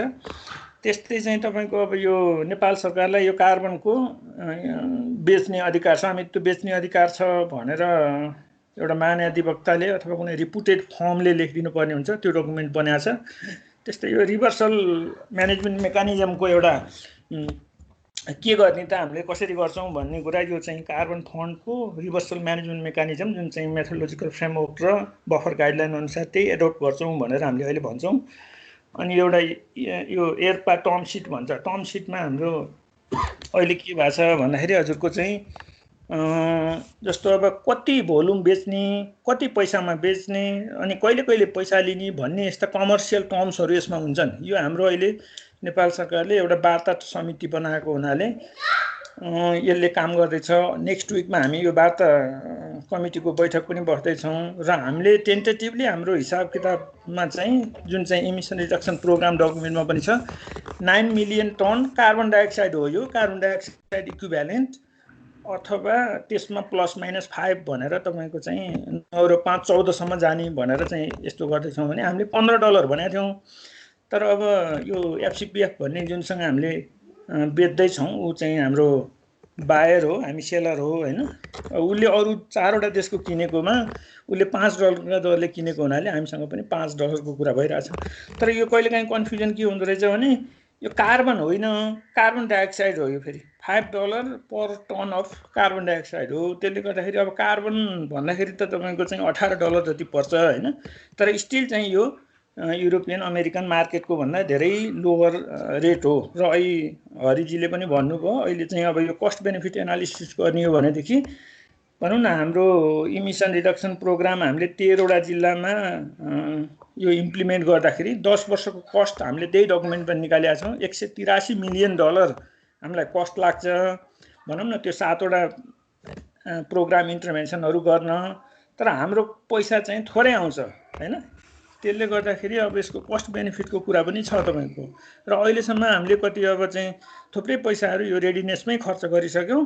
र तपाईँको चाहिँ अब रिजल्ट बेस्ड पेमेन्टमा खास गरी स्थानीयले भनौँ न जसले संरक्षण गर्यो अथवा यो डिफोरेस्टेसनहरूको र डिग्रेडेसनको कज र अब इम्प्याक्टहरूलाई चाहिँ तपाईँको गरिरहेछ, त्यसले चाहिँ कम पाउने भयो भन्ने यो चिन्ता पनि छ। त्यसले गर्दाखेरि अहिले हामीले चाहिँ अर्को एउटा लेटर अफ एप्रुभल भन्ने बनाउनु पर्छ। त्यो यो प्रोग्राम इन्टिटीले हामीलाई चाहिँ यो कार्यक्रम सञ्चालन गर्न र यो प्रोजेक्ट एग्रिमेन्टमा भने यसरी 6-7वटा कन्डिसनहरू चाहिँ फुलफिल गर्नुपर्ने हुन्छ। यो सबै तयारी अहिले पुरा भएको छ। हाम्रो ऊ के थियो भन्दा यो जुन 3 भित्रमा हामीले चाहिँ यो पर्चेज एग्रिमेन्ट गर्छौँ भनेका थियौँ। र एउटा नयाँ अपडेट के छ भन्दाखेरि हामीले अहिले एग्रिमेन्ट गरे पनि हाम्रो चाहिँ यो ब्याक डेटमा लागू हुन्छ। यो 2018 को जुनमा जुन चाहिँ हाम्रो चाहिँ इमिसन रिडक्सन प्रोग्राम डकुमेन्ट चाहिँ जुन भनौँ न नेपाल सरकारले पठाएको थियो एप्रुभ गरेर यो कार्बन फन्डमा, त्यति बेला उनीहरूको पोर्टफोलियोमा यो गनिएपछि हामीले चाहिँ एउटा सेफगार्ड अडिट भनेर 2018 देखि नै हामीले चाहिँ यो काम गरिराखेका छौँ। यो डिफोरेस्टेसन र के अरे यो डिग्रेडेसनको चाहिँ कम गर्ने काम गरिराखेका छौँ। र हामीलाई चाहिँ अब यो 18 को जुनदेखि नै लागू हुनु पर्यो भन्ने एउटा अप्सन छ त्यहाँ। त्यसले गर्दाखेरि त्यो अहिले एग्रिमेन्ट गरे पनि 2018 को जुनदेखिकै काउन्ट हुने गरी हामीले चाहिँ अहिले यो चाहिँ लागू हुन्छ होइन। त्यो हिसाबले काम गर्दैछौँ। यो अलिकति यो कोभिडले लकडाउनले पनि हामीलाई अलिकति फिल जान दिएन। त्यसले गर्दाखेरि यो सेफगार्ड अडिट भन्ने डकुमेन्ट फाइनल डकुमेन्ट हामीले अहिले रेडी गर्दैछौँ। र अर्को चाहिँ 2018 मै हामीलाई के भनेको थियो भन्दाखेरि यत्रो 183 मिलियन तिमीहरूको यो इमिसन रिडक्सन प्रोग्राम इम्प्लिमेन्ट गर्न पैसा लाग्छ। यो कसरी यो चाहिँ अरू कार्यक्रमहरू सबै कार्यक्रमको सिनर्जी कम्प्लिमेन्टारिटी कसरी हुन्छ भनेर 2-3वटा क्वेसनहरू ब्रोडर क्वेसनहरू हाम्रो चाहिँ त्यति बेला सोधेको थियो कार्बन फन्डले। त्यसको हामीले चाहिँ अब यो त कस्तो पनि रहेछ भन्दाखेरि अब तालमा हामीले यो इमिसन रिडक्सन प्रोग्राम चलाएपछि यसको फाइनल आउटपुट भनेको त इमिसन रिडक्सनै हो, ER हो। कति ER आउँछ भन्दाखेरि 34 मिलियन टन ER चाहिँ 10 वर्षमा आउँछ भनेपछि यो ल्यान्डस्केपमा अब जस्तो अरू जिसिएफहरूमा प्रपोजल हाल्यो भनेदेखि जिसिएफमा हामीले चाहिँ भनौँ न तालमा केही प्रोजेक्ट चलाउँछु फरेस्ट्री रिलेटेड अथवा यो डिग्रेडेसन र डिफोरेस्टेसनलाई हल्ट गर्ने टाइपको भन्यो भनेदेखि त्यो डबल काउन्टिङ हुने भयो किनभने हामीले त्यही भनौँ न त्यही फरेस्ट्रीको काम गरेर यता एफसिपिएफसँग गरेका छौँ त्यसले गर्दाखेरि हाम्रो प्रपोजल अब एफसिपिएफले भनौँ न यता जिसिएफमा चाहिँ हामीले पैसा नपाउने सम्भावना हुन्छ अरू मेरिट त छँदैछन् तर इआर जति निकाल्छ त्यो डबल काउन्टिङ हुन्छ कि भन्ने यस्तो कुराहरू हुँदो रहेछ त्यसले गर्दाखेरि तपाईँको यो अब हामीले भनौँ न एक हिसाबले अहिले लास्टमा बेनिफिट सेयरिङ प्लानको एउटा एडभान्स ड्राफ्ट बनाएको छौँ त्यो स्वीकृत हुने क्रममा छ अरू डकुमेन्टहरू पनि स्वीकृत हुने क्रममा छन् र 2018 जुनदेखि लागू हुने गरी तपाईँको यो 3 वर्ष 18 देखि 21 सम्म 3 वर्षको 21 मा हामीले एमआरबी गर्छौँ अनि 22 मा त्यसको पेमेन्ट लिने फेरि अर्को 3 वर्ष 22 देखि 24 सम्म हामीले काम गर्छौँ 22, 23, 24 अनि 25 मा पेमेन्ट लिने भनेर तपाईँको 9 मिलियन टन बेच्ने अब यो फाइनल त यसको कहिले हुन्छ भन्दाखेरि यो वार्ता समितिले जब वर्ल्ड ब्याङ्क र हामी बसेर चाहिँ तपाईँको यो वार्ता गर्छौँ र नेपाल सरकारले त्यसको रिपोर्टिङ गर्छौँ त्यसपछि यो टुङ्गिन्छ तर अहिले हाम्रो तयारी चाहिँ 9 मिलियन टन बेच्ने $5 अब भनौँ न त्यसमा तलमाथि होला अहिलेको चाहिँ $5 पर टन अफ कार्बन डाइअक्साइड हुने र दुईचोटि रिपोर्टिङ पिरियड हुने 21 र 24 मा र 22 र 25 मा पैसा लिने किनभने 25 मा यो कार्बन फन्ड पनि सिद्धिन्छ हैन वर्ल्ड ब्याङ्कले चलाएको एफसिपिएफले चलाएको यसरी अहिलेका काम भएको छन् अब यसमा निकै नै च्यालेन्जेस छन् यसमा चाहिँ यो अब अलिकति चाहिँ साध्यै स्लो अलिकति लर्निङ बाइ डुइङ भएको पनि कुराले पनि होला यो अलिकति तपाईँको चाहिँ अलि इटरेटिभ भएको हुनाले पनि यो चाहिँ स्लो छ यसमा अब अहिले सब नेसनल स्केलको हामीले काम गर्दैछौँ र नेसनल स्केलमा जाने भनेको त्यो अब जाने कि नजाने कि अथवा के कुरामा ध्यान पुर्याउनु पर्छ भनेर फेरि थप छलफल अलिकति चाहिँ हामी सबैको बिचमा हुनुपर्छ जस्तो लाग्छ मलाई अहिले यति थपेँ मैले राजेशजी हस् त धन्यवाद बुद्धिजी एकदमै राम्रो इन्फर्मेसन दिनुभयो यो रेड प्लस नेपालको प्रोसेसको सम्बन्धमा र यो इन्ट्रेस्टिङ पनि छ अब यो $5 को कुरो अब हामीले को बेनिफिट्सको रूपमा रेडलाई कार्बनलाई दिने कि अब रेडै भनेर इम्प्लिमेन्ट गरेर लिने भन्नेमा पनि फरक पर्छ होला हैन त्यो भएको हुनाले म अब विशालतिर लागे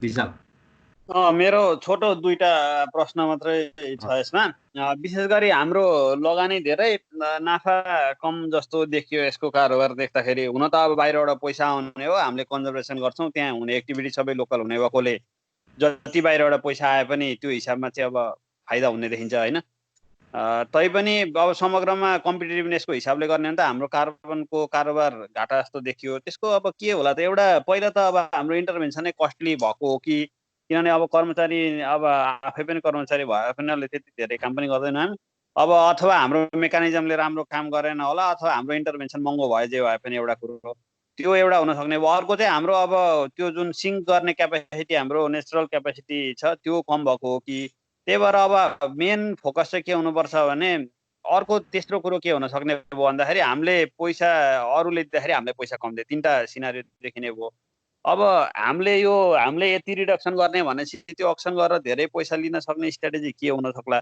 एउटा पहिलो कन्सेप्ट र हामीले गर्ने खर्चमा मिनिमाइज गर्न सकिने मेजर सेक्टरहरू के हुन् जस्तै अब डिभल्भ गर्दा एजेन्सीहरूलाई दिएर होला अथवा के गरेर त्यसको खर्च घटाउन सकिन्छ यो हरेक कुरोमा काठमाडौँबाट मान्छे जाने जस्तो गर्ने भन्दा पनि अरू ट्रान्ज्याक्सन बाहिरबाट मान्छे कन्सल्टेन्ट ल्याएर नाप्नु पर्ने जस्ता कुराहरूको कुरा घटाउन सकिन्छ कि अथवा तेस्रो कुरो चाहिँ यो हाम्रो जुन कार्बन एब्जर्ब गर्न सक्ने जुन क्यापेसिटी छ अब मेजर त त्यही नै भयो इमिसन रिडक्सन भने पनि जे भने पनि आखिर अल्टिमेटली गर्ने त त्यही क्वालिटी अफ हाम्रो बायोलोजिकल रिसोर्सेस अथवा भनौँ नेचुरल रिसोर्सै हुने भयो त्यो तीनटा पक्षमा के सुधार गर्न सकिन्छ होला त्यो गरेर भने हाम्रो भविष्यमा चाहिँ हाम्रो यो जुन यो कार्बन शोषण गरेर के भनौँ सेचन के भन्ने अथवा इमिसन रिडक्सनको इनिसिएटिभहरू चाहिँ कम्पिटिटिभ र बेनिफिट ओरिएन्टेड हुन सक्छन् कि सक्दैनन् भनेर मैले क्वेसन सोधेँ हरिले एन्सर दिए पनि हुन्छ बुद्धिजीले जस्तै दिए पनि हुन्छ अथवा अरू जसले दिए पनि हुने भयो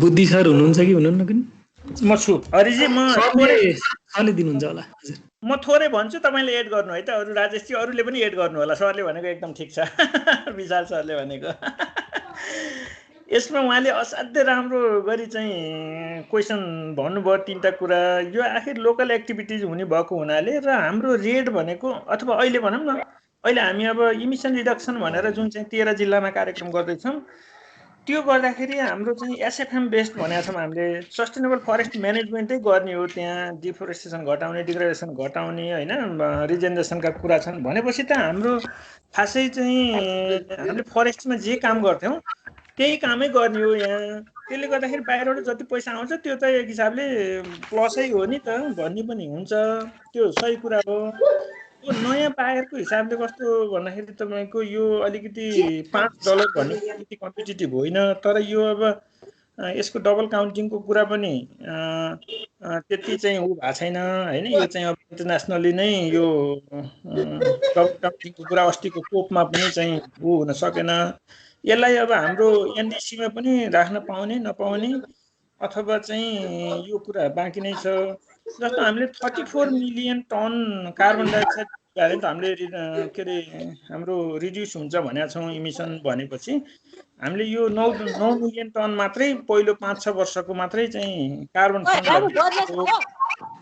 र त्यो बाहेकको चाहिँ अब हाम्रो यो फेरि बफर हाम्रोमा धेरै छ बफर कस्तो छ भने रिस्क बफर रिभर्सल बफर भनेर हाम्रो 23% जति हामीले चाहिँ बेच्न मिल्दैन त्यो हाम्रो करिब 9-10 टनै बेच्न मिल्दैन 34 मा चाहिँ तपाईको त्यो 9 मिलियन टन कार्बन फर्मलाई बेचेर अनि त्यो बफर सफर छोड्दाखेरि हाम्रो अरु 15-16 मिलियन चाहिँ हामीले नयाँ बायर खोजेर फेरि त्यसलाई चाहिँ बेच्न सक्छौं हैन यो हिसाबले चाहिँ तपाईको चाहिँ अब यो इन्टरनेसनली नै यो हाम्रो सानो सानो यति भनौं न 9 million 10 million 15 million ton carbon dioxide किन्नलाई मान्छे आउने हैन अथवा बायर आउने र हामीले यो डिलिङमा पनि प्रशस्तै समय प्रोसेस अब यो के रे यो टाइम लाग्ने भएको हुनाले यो अब त्यति लुक्रेटिभ छैन अथवा भनौं न अपर्चुनिटी कस्ट हेर्ने हो भनेदेखि छैन भन्ने कुरा पनि आउँछ अब कस्ट रिडक्सनमा सरले भनेको ठिक हो यो लोकल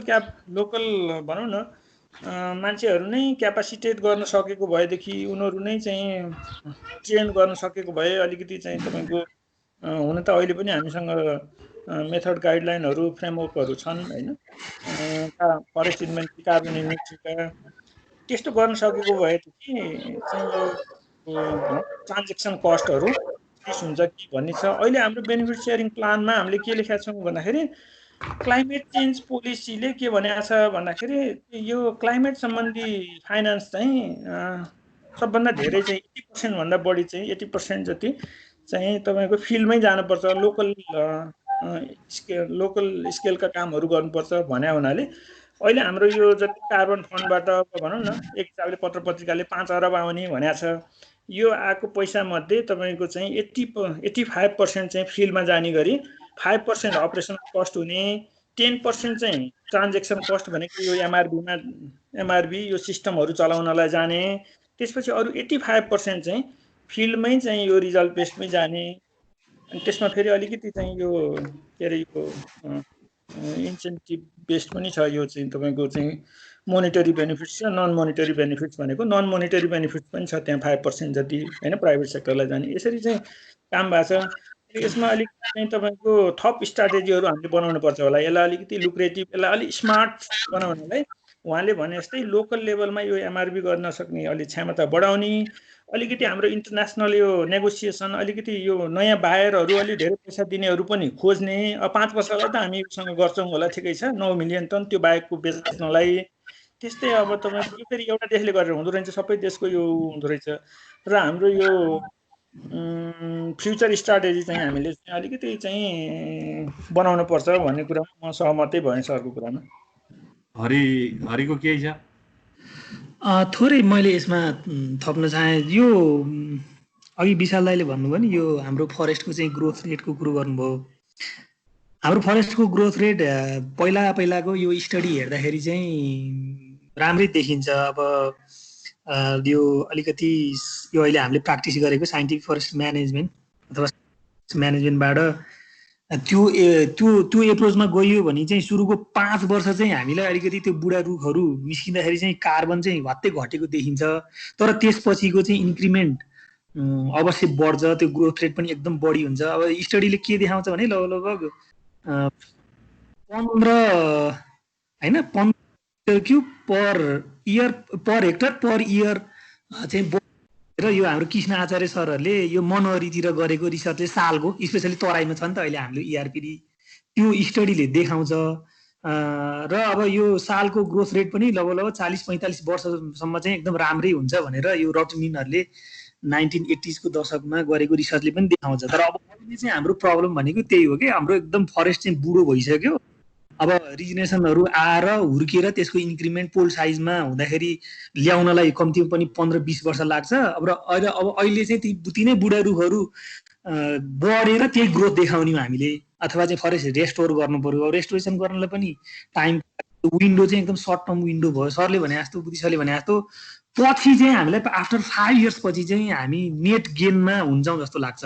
अहिलेको सुरुको वर्ष त अब हाम्रो क्यापेसिटी पनि अब एमआरबीमा बढाउनु पर्ने छ, अब अन्य अरू कुराहरू गभर्नेन्सका कुराहरू पनि होलान्। अब अलिकति हामी चाहिँ यो सुरुको 5 वर्ष 6-7 वर्ष चाहिँ हामीलाई अलिकति गाह्रै होला, माइनसमै हुन्छ होला। तर पछि चाहिँ हाम्रो जस पर्फर्मेन्स राम्रो हुन्छ जस्तो लाग्छ। अहिले मैले यति भने। Thank you. प्रेम दाइ यसमा केही थप्ने हो?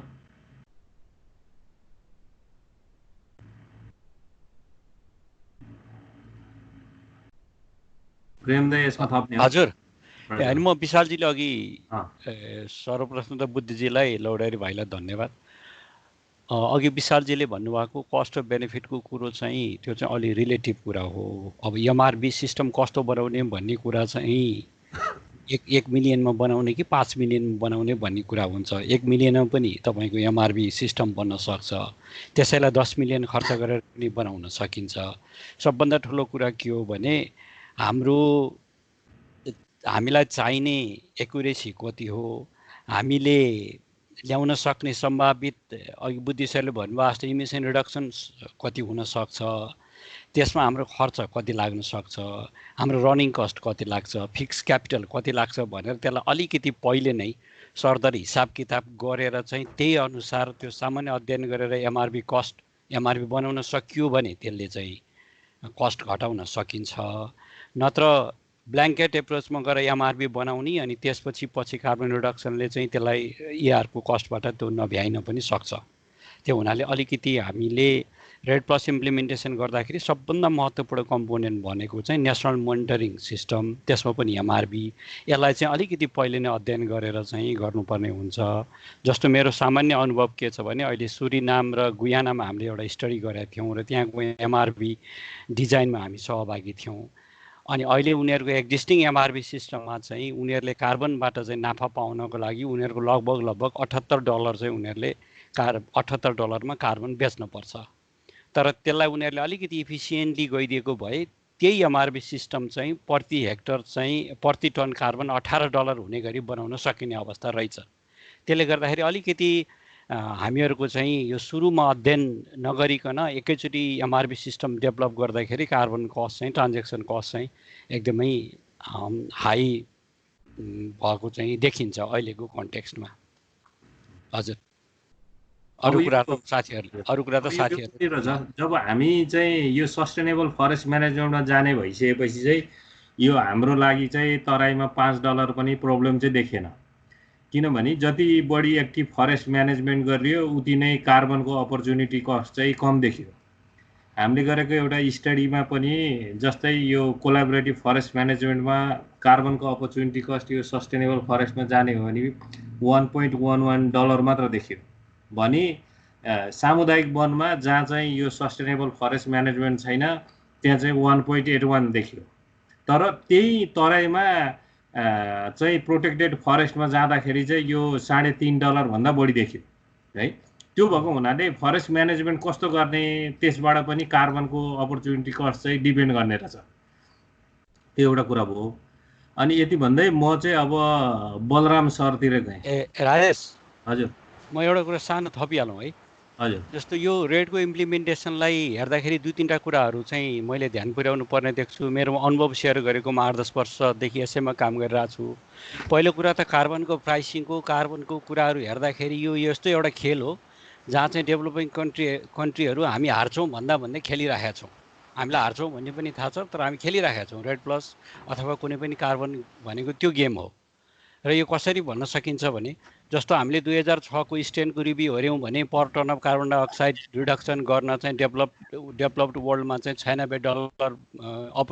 $96 युरो बराबर खर्च गर्नुपर्ने भन्छ।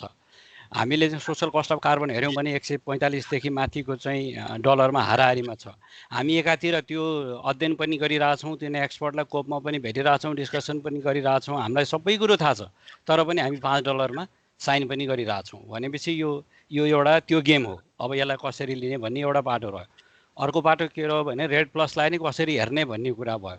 खालि red plus as a goal deforestation र डिग्रेडेसनलाई मात्रै रिडक्सन हेर्ने कि इन्टायर मेकानिजमलाई नै रेड प्लस एउटा चाहिँ मेकानिजम हो भनेर हेर्ने दुईवटा पर्सपेक्टिभ छन्। त्यसले पनि इम्प्लिमेन्टेसनमा असर गर्छ। तेस्रो कुरा चाहिँ रेड प्लस भनेको चेरी अन द केक हो। रेड प्लस आफैमा एउटा केक होइन, चेरी अन द केक हो। सस्टेनेबल फरेस्ट म्यानेजमेन्टका हजारौँ इकोनोमिक सोर्सेसहरूमध्ये रेडले पनि सानो सोर्सेस ल्याउन सक्छ कि फरेस्ट म्यानेजमेन्टमा सानो इकोनोमिक बेनिफिटहरू ल्याउन सक्छ कि भन्ने पर्सपेक्टिभबाट रेडलाई हेरियो भने त्यसलाई हामीले त्यसको पोजिटिभ पक्षहरू धेरै देख्न सक्छौँ। होइन रेड प्लस नै सबै डिग्रेडेसन र डिफरेस्टेसनको समाधान हो र सस्टेनेबल फरेस्ट म्यानेजमेन्टको समाधान नै रेड प्लस हो भन्ने चाहिँ त्यो चाहिँ सम्भव छैन। नेपालमा त हामी $100, $150, $200 कुरा गरौँला। अब सुरिनाम, गुयाना र पेरुका जङ्गलमा चाहिँ सुन खानी छन्, पेट्रोल खानी छन्। अब त्यहाँको अपर्च्युनिटी कस्ट रेडले पुर्याइदिनुपर्छ, रेडले चाहिँ मिट गरिदिनुपर्छ भन्ने पर्सपेक्टिभबाट हामी गयौँ भने त्यो चाहिँ सम्भव छैन। त्यसले गर्दाखेरि यसलाई कसरी हेर्ने र राष्ट्रले अघि बुद्धि सरले भन्नुभयो जस्तो राष्ट्रले त्यसलाई कुन इन्स्ट्रुमेन्टको रूपमा कसरी हेर्ने भन्ने कुराले पनि रेड प्लसका कस्ट र बेनिफिट को चाहिँ इभ्यालुएसन हेर्नुपर्ने हुन्छ। हस्, धन्यवाद। हाम्रो केसमा हामी क्लियरै छौँ जस्तो लाग्छ। हामी यसलाई चाहिँ सस्टेनेबल फरेस्ट म्यानेजमेन्टमा गएर को बेनिफिट्समा जाने भन्ने कुरो चाहिँ होइन बुद्धिजी, त्यो भएको हुनाले उ गर्नुपर्ने। म बलराम सरतिर गएँ। धन्यवाद राजेश भाइ। सबैलाई मैले सम्झेँ आजको दिनमा चान्स भेट्यो भन्न पाउने। कतिपय कुरा चाहिँ हरि सरले र हाम्रो बुद्धि सरले अनि अहिले प्रेमजी र विशाल सरबाट चाहिँ थाहा पाइयो। मोरलेस हामी त्यहीँ कन्सन्ट्रेट हुन्छौँ। तर मलाई चाहिँ एउटा मात्रै के छ भन्दा आज हामीले आवाज सुनिन्छ? आवाज सुनिएछ? हेलो, सुनिएछ सर? ओके। म चाहिँ एउटा कुरालाई चाहिँ यहाँ रियलाइज गर्नुपर्ने यो फोरममा मैले भन्न पाउँछु जस्तो लागेर मैले भने, चाहे $5 को नेगोसिएसन होस् या टाइम कन्ज्युमिङका कुरा होस् वा हामी जस्टिस दिन सक्छौँ कि सक्दैनौँ त्यो युजर्सहरूलाई, त्यो तिनटै कुरालाई हामी वास्तवमा इन्स्टिट्युसनल सेटअपसँग किन जोड्न सकिरहेको छैनौँ? अहिले तिनटै सबैको भाषामा बुझ्दा चाहिँ त्यो पार्टमा हामी चाहिँ गएनौँ जस्तो लागेकोले त्यो पार्ट पनि अलिकति हामीले बोलिदिनु पर्ने थियो कि जस्तो मन्त्रालयमा त्यो सेक्सनमा जहिले नै मान्छे चेन्ज भइराख्ने, एउटा मान्छेले लिड गरेको छ भने अर्को मान्छे फेरि आइहाल्ने, उसलाई फेरि पिकअप गर्न कति टाइम लाग्ने, यो सबले गर्दा पनि हामी गयौँ, टाइम लगायौँ वा नेगोसिएसनमा कमजोर भयौँ वा हामीलाई आउने दिनहरूमा गाह्रो हुनसक्छ। यो कुरा हामी कसैले बोलेनौँ। यो फोरममा चाहिँ त्यस्तो कुरा पनि आउनु पर्थ्यो कि भनेर मात्र मैले यति हाइलाइट गरेँ। बाँकी कुरा मोरलेस कभर गरेकोमा म फेरि हरिजी, बुद्धि सर र सबै टिमलाई चाहिँ धन्यवाद दिन्छु है त। धन्यवाद। हस् त सर, थ्याङ्क यू। म भोलाजीतिर गएँ।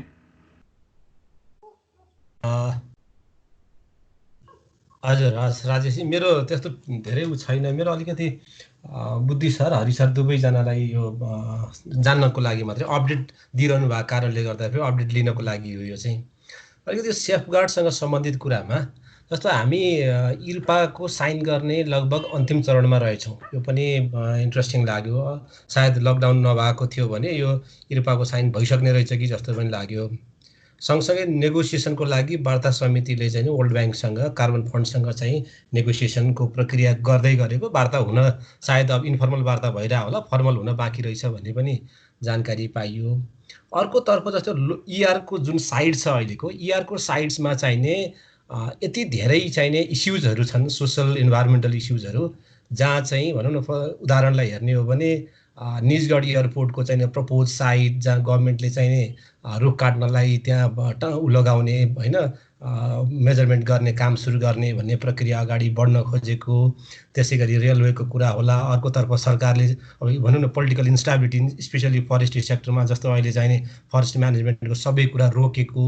यस्तो अवस्थामा वर्ल्ड ब्याङ्कले कसरी चाहिँ एउटा चाहिँ हाम्रो इन्टरनल सिस्टममा सेफगार्ड कसरी होला, अर्को नेगोसिएसनको जुन प्रोसेसमा वर्ल्ड ब्याङ्कले सहज ढङ्गले यस्तो खालको इन्स्टेबिलिटी यस्तो खालको चाहिने सेफगार्ड कमजोर भइरहेको बेलामा चाहिने कसरी नेगोसिएसन गरेर कार्बन फन्डले चाहिने हामीलाई भनौँ न 2018 देखि 21 सम्मको कुरालाई चाहिँ पेमेन्टमा राजी होला, यसमा चाहिँ कसरी सोचिराख्या होला भन्ने एउटा पार्ट। दोस्रो चाहिँ जस्तो अब यो नेगोसिएसनको प्रोसेस अथवा यो थुप्रै प्रोसेसहरू भनौँ न जे बाँकी छन् छिटो गर्नुपर्ने प्रोसेसहरू 5-6वटा, यो प्रोसेसलाई अलिकति जस्तै रेडको प्रिन्सिपलले हेर्ने भने पार्टिसिपेटरी एकदम ट्रान्सपेरेन्ट प्रोसेस भनिरहेछ। तर क्वेसन्स चाहिँ नेपालको सन्दर्भमा सायद अन्त पनि त्यस्तै होला। प्रोसेसहरू ट्रान्सपेरेन्ट नभएको, त्यसपछि गरी यो एकदमै सानो सर्कलबाट चाहिँ यो अगाडि बढिरहेको जस्तो खालको चाहिने महसुस हुन्छ बाहिरबाट हेर्दाखेरि। त्यस्तो हुँदाखेरि कहीँ त्यस्तो गभर्नेन्स सिस्टमको बाँकी त रहेछ अझै पनि गर्ने काम त, कहीँ त्यस्तो ठाउँ छ जसले गर्दाखेरि ग्रुप समूहहरू जो फरेस्ट म्यानेजरहरू अथवा सिभिल सोसाइटीहरूले चाहिने आफ्नो ग्रिभेन्सेसहरू राख्ने ठाउँहरू त्यस्तो चाहिने प्र्याक्टिस हामीले यहाँ गर्नको लागि के कस्तो चाहिने वातावरण बन्दैछ भनेर जान्न मात्रै चाहेको मैले। हस्, थ्याङ्क यू। कता यो बुद्धिजीतिरै तेर्स्यो सायद उहाँ नै राइट पर्सन हुनुहुन्छ होला सायद। राजेशजी अहिले भोला सरले एकदम राम्रो कुरा उठाउनु भयो। यो के अरे 1 to 1 हुन्छ कि भनेर कि अरू पनि छ भने अनि म यसो एकैचोटि भनौँ न कि अहिले भनौँ? होइन भन्दिन न हजुर। ए हो, ल ठिकै छ त्यसो। होइन, उहाँले असाध्यै राम्रो कुरा उठाउनु भयो। यो कस्तो भने अब नेगोसिएसन वार्ता समिति नेपाल सरकारले बनाएको छ, इन्फर्मली वार्ता भइरहेछ, फर्मल चाहिँ टुङ्गो लगाउने वार्ता मात्रै बाँकी भएको होइन वास्तवमा। अनि उहाँले भनेको कुरा एउटा एकदम राम्रो हो। यो अब पर्सनली भन्दाखेरि म पनि के हो भने अलिकति कन्सिस्टेन्सी अलिकति चाहिँ यो हजुरको यसलाई हामीले दुई किसिमले इन्टरप्रेट गरेका छौँ। अब म यहाँ एकदम खुलस्तै भने भयो रिसर्चरको हिसाबले भन्दैछु। यो अलिकति हाम्रो पोलिसीमा पनि तपाईँको चाहिँ अब अहिले हामीले चाहिँ फरेस्ट फर प्रोस्पेरिटी भनेर अघिल्लो हप्ता चाहिँ नेपाल सरकार र के अरे यही भनौँ 2 र 5 नम्बरमा प्रदेशमा आउने एउटा 24 मिलियनको प्रोजेक्ट चाहिँ तपाईँको चाहिँ आउँदैछ होइन, छिट्टै आउँदैछ यो। त्यसपछि त्यसको पनि मूल उद्देश्य भनेको तपाईँको चाहिँ सस्टेनेबल फरेस्ट म्यानेजमेन्ट र चाहिँ तपाईँको चाहिँ इन्टरप्राइजमा जाने भन्ने टाइपको छ। हुन त त्यो खासै ठुलो पैसा पनि होइन, तर यो 15औं योजनामा पनि आइसकेको अब तपाईँको गेम चेन्जरको रूपमा आएको फरेस्टको एउटा मात्रै फरेस्ट फर प्रोस्पेरिटी भन्ने प्रोजेक्ट छ होइन।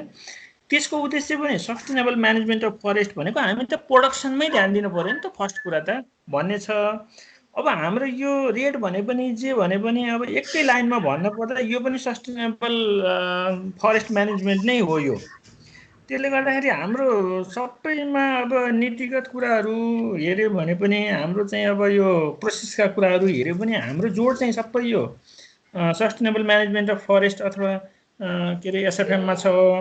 तर अब कहिलेकाहीँ यसलाई अब अहिले जस्तो रोक्का भएको छ नि, सस्टेनेबल यो फरेस्ट म्यानेजमेन्टको काम रोक्का भएको छ, यसलाई अब तत्कालका लागि रोक्का भएको र यो छानबिन हुन्छ। हिजो आज नै खोल्ने कुरा थियो, सायद अब यो खोइ के भयो होइन। त्यसले गर्दाखेरि हामीले यसलाई के भनेका छौँ भने यो मान्छेको भनौँ न ग्रिभेन्सेसको आधारमा तपाईँको चाहिँ यो रोक्का भएको। त्यसले गर्दाखेरि यसलाई हामीले इन्टरप्रेट कसरी गरेका छौँ अहिले भन्दाखेरि अब यो उनीहरूको चाहिँ भ्यू पोइन्ट आउन त बाँकी छ अहिले वर्ल्ड ब्याङ्कको। हामीले यसलाई एक हिसाबले चाहिँ यो कन्सिस्टेन्सीमा अलिकति चाहिँ हामी क्लियरै हुनुपर्छ। भोला सरले भनेकोमा एकदमै एग्री भइहाल्यो होइन। र यसलाई हामीले चाहिँ अब कुनै समस्या आयो भने अहिले हाम्रो त्यस्तो तत्काल यो के अरे यो फङ्सनल रिलेसन पनि अब केन्द्र र तलको बिचमा छैन। अस्तिकोलाई कतिले अब अस्तिको डिसिजनलाई केही प्रदेशको साथीहरूले तपाईँ हामीहरूले पनि चाहिँ यो अलिकति चाहिँ लिगालिटीको कुरा पनि यसमा उठाएका छौँ होइन। यो अलिकति चाहिँ अब भनौँ न फेडरलिजममा चाहिँ अलिकति नमिल्ने हो कि पनि भनेका छौँ। त्यसले गर्दाखेरि हामीले त यसलाई कसरी अर्थ लगाएका छौँ अहिले भन्दाखेरि तत्कालका लागि यो चाहिँ यसमा केही समस्या आए कहीँ आए अब यो निर्णयको बारेमा त मैले खासै भन्न केही मिलेन, किनभने नेपाल सरकारको निर्णय हो। त्यसले गर्दा म यसमा केही भन्दिनँ। यो अब हामीले यसलाई के भनेका छौँ भने तत्कालका लागि यो चाहिँ अब छानबिनका लागि चाहिँ यो चाहिँ अहिले काम रोकिएको हो र यो एक हिसाबले यो रिड्रेस मेकानिजमै हो यो। किनभने कहीँ अब कसैले चाहिँ नेताजी भए पनि आखिर एउटा स्टेक होल्डर हुन्, अथवा चाहिँ अब प्रदेशका साथीहरू अथवा फेको फन्डकै साथीहरू अथवा तपाईँको लोकल युजरै भए पनि यसमा समस्या छ, गभर्नेन्समा समस्या छ, अथवा ट्रान्सप्यारेन्सीमा समस्या छ, अथवा चाहिँ यहाँ अलिकति चाहिँ यो चाहिँ भएन भन्दाखेरिमा त्यसलाई चाहिँ अब फर्दर काम रोकेर तपाईँको छानबिनमा ल्याउने र फेरि चाहिँ तपाईँको हाम्रो डाइरेक्सन त क्लियरै छ। खालि एकछिन चाहिँ यो लकडाउन गरे जस्तै गाडी नकुदाएको मात्रै हो। हाइवे हाम्रो क्लियरै छ, हामी एसएफएममै जाने हो। तपाईँको चाहिँ अब यो भनौँ न के अरे यो इन्टरप्राइजतिर इकोनोमिकतिरै हाम्रो अब यो इकोनोमिक सेक्टर भनेका छौँ फरेस्ट्रीलाई। र हाम्रो रेटको भने पनि यो एफआइपीको भने पनि तपाईँको चाहिँ हाम्रो हाइवे भनेको त्यही हो। र अहिले तत्काललाई चाहिँ तपाईँको चाहिँ यो भनौँ न हामीसँग त्यो इन्स्टिट्युसनल अलिकति चाहिँ यो फङ्सनल रिलेसन भनौँ न तलको र माथिको नभएको हुनाले यसलाई चाहिँ रोक्या हो भनेर अहिले हामी त्यसरी इन्टरप्रेट गरेका छौँ यसलाई। अब यो हुँदा हुँदै पनि वर्ल्ड ब्याङ्कले गर्छ त भन्ने कुरा चाहिँ अलि यो मैले पनि भन्न सकिनँ होइन। उनीहरूको चाहिँ कस्तो यसमा आउँछ थाहा छैन। र सरकारको पनि अस्ति हाम्रो मन्त्रीज्यूले संसदमै भन्नुभयो कि सरकारको पोलिसी अथवा चाहिँ यो एउटा निर्णयको पछि लाग्नुभन्दा पनि निर्णय चाहिँ सकिन सक्छ, तर सरकारको पोलिसी वन नीति हेर्ने हो भनेदेखि अथवा अरू त्रिवर्षीय पञ्चवर्षीय योजना हेर्ने हो भनेदेखि वन मन्त्रालयका सेक्टोरल पोलिसी स्ट्राटेजीहरू हेर्ने हो भनेदेखि हाम्रो चाहिँ यो फरेस्ट म्यानेजमेन्टै हो भनेर अब मन्त्रीज्यूले समेत चाहिँ भनिसकेको यो चाहिँ भनौँ न रिट्रेट गरेको भएको हुनाले यसलाई चाहिँ तत्कालका लागि यही भोला सरले भने जस्तै गतिलो यो इन्स्टिट्युसनल मेकानिजम तत्काल अथवा जहाँ समस्या थियो त्यसैलाई हामीले तत्काल समाधान गर्न नसकेको भनौँ न परिस्थिति जन्य पनि छ यो। त्यसले गर्दाखेरि मात्रै अहिले यो यस्तो डिसिजन आएको होला र यसलाई हामीले त्यसरी बुझ्नुपर्छ कि जस्तो लाग्यो मलाई भोला सर। भोलाजीको यसमा केही थप्नुपर्ने छ कि होइन? अब सरको कुरा बुझिहालेँ मैले। त्यति भनेपछि अब थप्नुपर्ने कुराहरू इस्युहरू छन्, तर अहिले मैले केही भन्नु परेन, सरको कुरा बुझेँ। हामी एक सरतिर गए त मलाई। धन्यवाद सर राजजी। बुद्धि सर र हरि सर असाध्यै सिम्पल भाषामा प्रस्तुत गरिदिनु भयो र एकदमै अपडेट पनि दिनुभयो। त्यस अर्थमा धेरै धेरै धन्यवाद छ। र यसो सरसर्ती हेर्दाखेरिमा यसमा क्ल्यारिटी आउनुपर्ने अझै धेरै पनि रहेछ। यद्यपि नेपालले प्रोएक्टिभली कति काम गरिसकेको पनि रहेछ। खास गरिकन कानुनको हिसाबले हेऱ्यो भने अब इन्भाइरोमेन्ट प्रोटेक्सन एक्टदेखि लिएर रेगुलेसनसम्म पनि कार्बन ट्रेडिङको कुराहरूलाई संस्थागत गर्ने हिसाबमा अब यो निर्देशन समिति प्राविधिक समितिहरू मन्त्रालय लेभलमा बनाउने भन्ने प्रावधानहरू आइसकेका पनि छन्। त्यस अर्थमा प्लस अरू थप होमवर्क त भइरहेकै छन्। त्यस अर्थमा हामी प्रोएक्टिभली अगाडि नै बढिरहेको देखिन्छ। र यद्यपि अहिले पनि कुरा आइरहेको छ। अब हामी यी सबै कुराहरू टप डाउनमै छन् धेरै जस्तो कुराहरू। अब बटमबाट साइड बाई साइड अब हामीले जुन ठाउँमा सोचेका छौँ त्यो ठाउँमा प्लस त्यो सम्बन्धित प्रदेश सम्बन्धित लोकल गभर्मेन्टहरूसँग पनि अब यो कुराहरूलाई सिम्पल भाषामा यसलाई बुझाउँदै लग्यौँ भने पछि कार्यान्वयन गर्न सजिलो पर्छ। नत्र भने धेरै फेरि पछि फेरि त्यो कार्यान्वयन गर्ने बेलामा अर्को चुनौती आउन सक्छ। त्यस अर्थमा एउटा सिम्पल कम्युनिकेसन स्ट्राटेजी बनाएर त्यो स्ट्राटेजीको बेसिसमा लोकल लेभलका प्लस प्रदेश लेभलका गभर्मेन्टहरूसँग साइड बियोन्ड फरेस्ट्री कि अब फरेस्ट्री मात्रै लिमिट हुनु नपर्ने खालको प्रावधान त देखिसकियो। किनभने एग्रिकल्चरसँग पनि सम्बन्धित छ यो कुरा, वाटरसँग पनि सम्बन्धित छ। त्यसकारण यो इकोसिस्टम लेभलमा भएको हुनाले यसको इम्प्याक्ट त्यहाँ हुनुपर्ने हुनाले सम्बन्धित सरकारवालाहरूसँग साइमल्टेनियसली अब तल पनि जानुपर्ने, तुरुन्तै जानुपर्ने मैले देखेँ। धन्यवाद।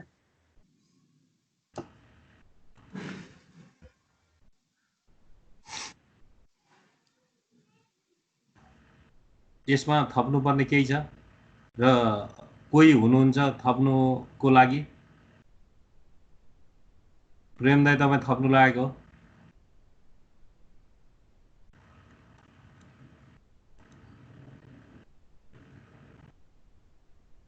यदि यसमा अब केही पनि छैन भने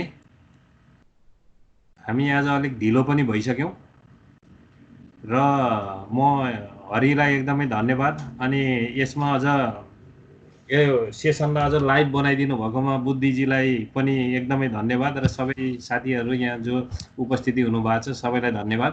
र अन्त्यमा चाहिँ म हरिलाई अब आफ्नो केही छुटफुट कुरा राख्दै चाहिँ यो सेसनलाई पनि समाप्त गर्नको लागि अनुरोध गर्छु। हरि।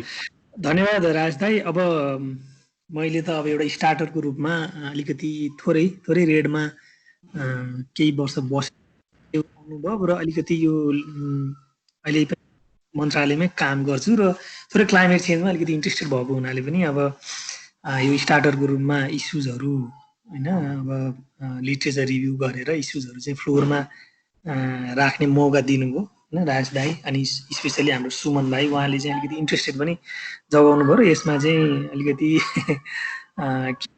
भन्ने रेडमा अलिकति बुझ्न मन लाग्यो भनेर उहाँले भन्नुभयो। त्यो हिसाबले चाहिँ हामी अगाडि बढ्यौँ र धेरै कुराहरू आयो। अब सजिलो चाहिँ छैन रेड इम्प्लिमेन्टेसन गर्नमा जाँदाखेरि। अब धेरै कुराहरू मिलाउनु पर्ने हुन्छ, गभर्नेन्सदेखि एमआरबीका कुराहरू सबै कुराहरू छ र धेरै कुराहरू आइसकेको छ र अब बुद्धि सर पनि हुनुहुन्छ यहीँ। अब रेड इम्प्लिमेन्टेसन सेन्टर र एज अ गभर्मेन्टको तर्फबाट पनि अब यहाँ आएका सुझावहरूलाई मनन गर्दै अब आगामी बाटोहरू चाहिँ हामीले होइन तय गर्ने नै छौँ होइन। एज अ गभर्मेन्ट इम्प्लोइको हिसाबले म त्यो पनि भन्छु। र आजको सेसनलाई चाहिँ लाइभ बनाइदिनु भएको सबै पार्टिसिपेन्ट सर म्याडमहरू यो इनिसिएसन गरिदिनु भएकोमा हाम्रो राजदालाई पनि धन्यवाद दिन चाहन्छु। र अन्तमा यदि कसैलाई आजको अब मैले त्यो पावर पोइन्ट अब यो टेक्निकल उसले गर्दाखेरि देखाउन सकिनँ, आउन सकिनँ र यदि कसैलाई इन्ट्रेस्ट छ भने तपाईँ मलाई इमेल चाहिँ यहाँ पठाइदिनु होला, म तपाईँहरूको इमेल एड्रेसमा पठाइदिन्छु। र यति भन्दा पनि अब बिदा हुन चाहन्छु। धन्यवाद।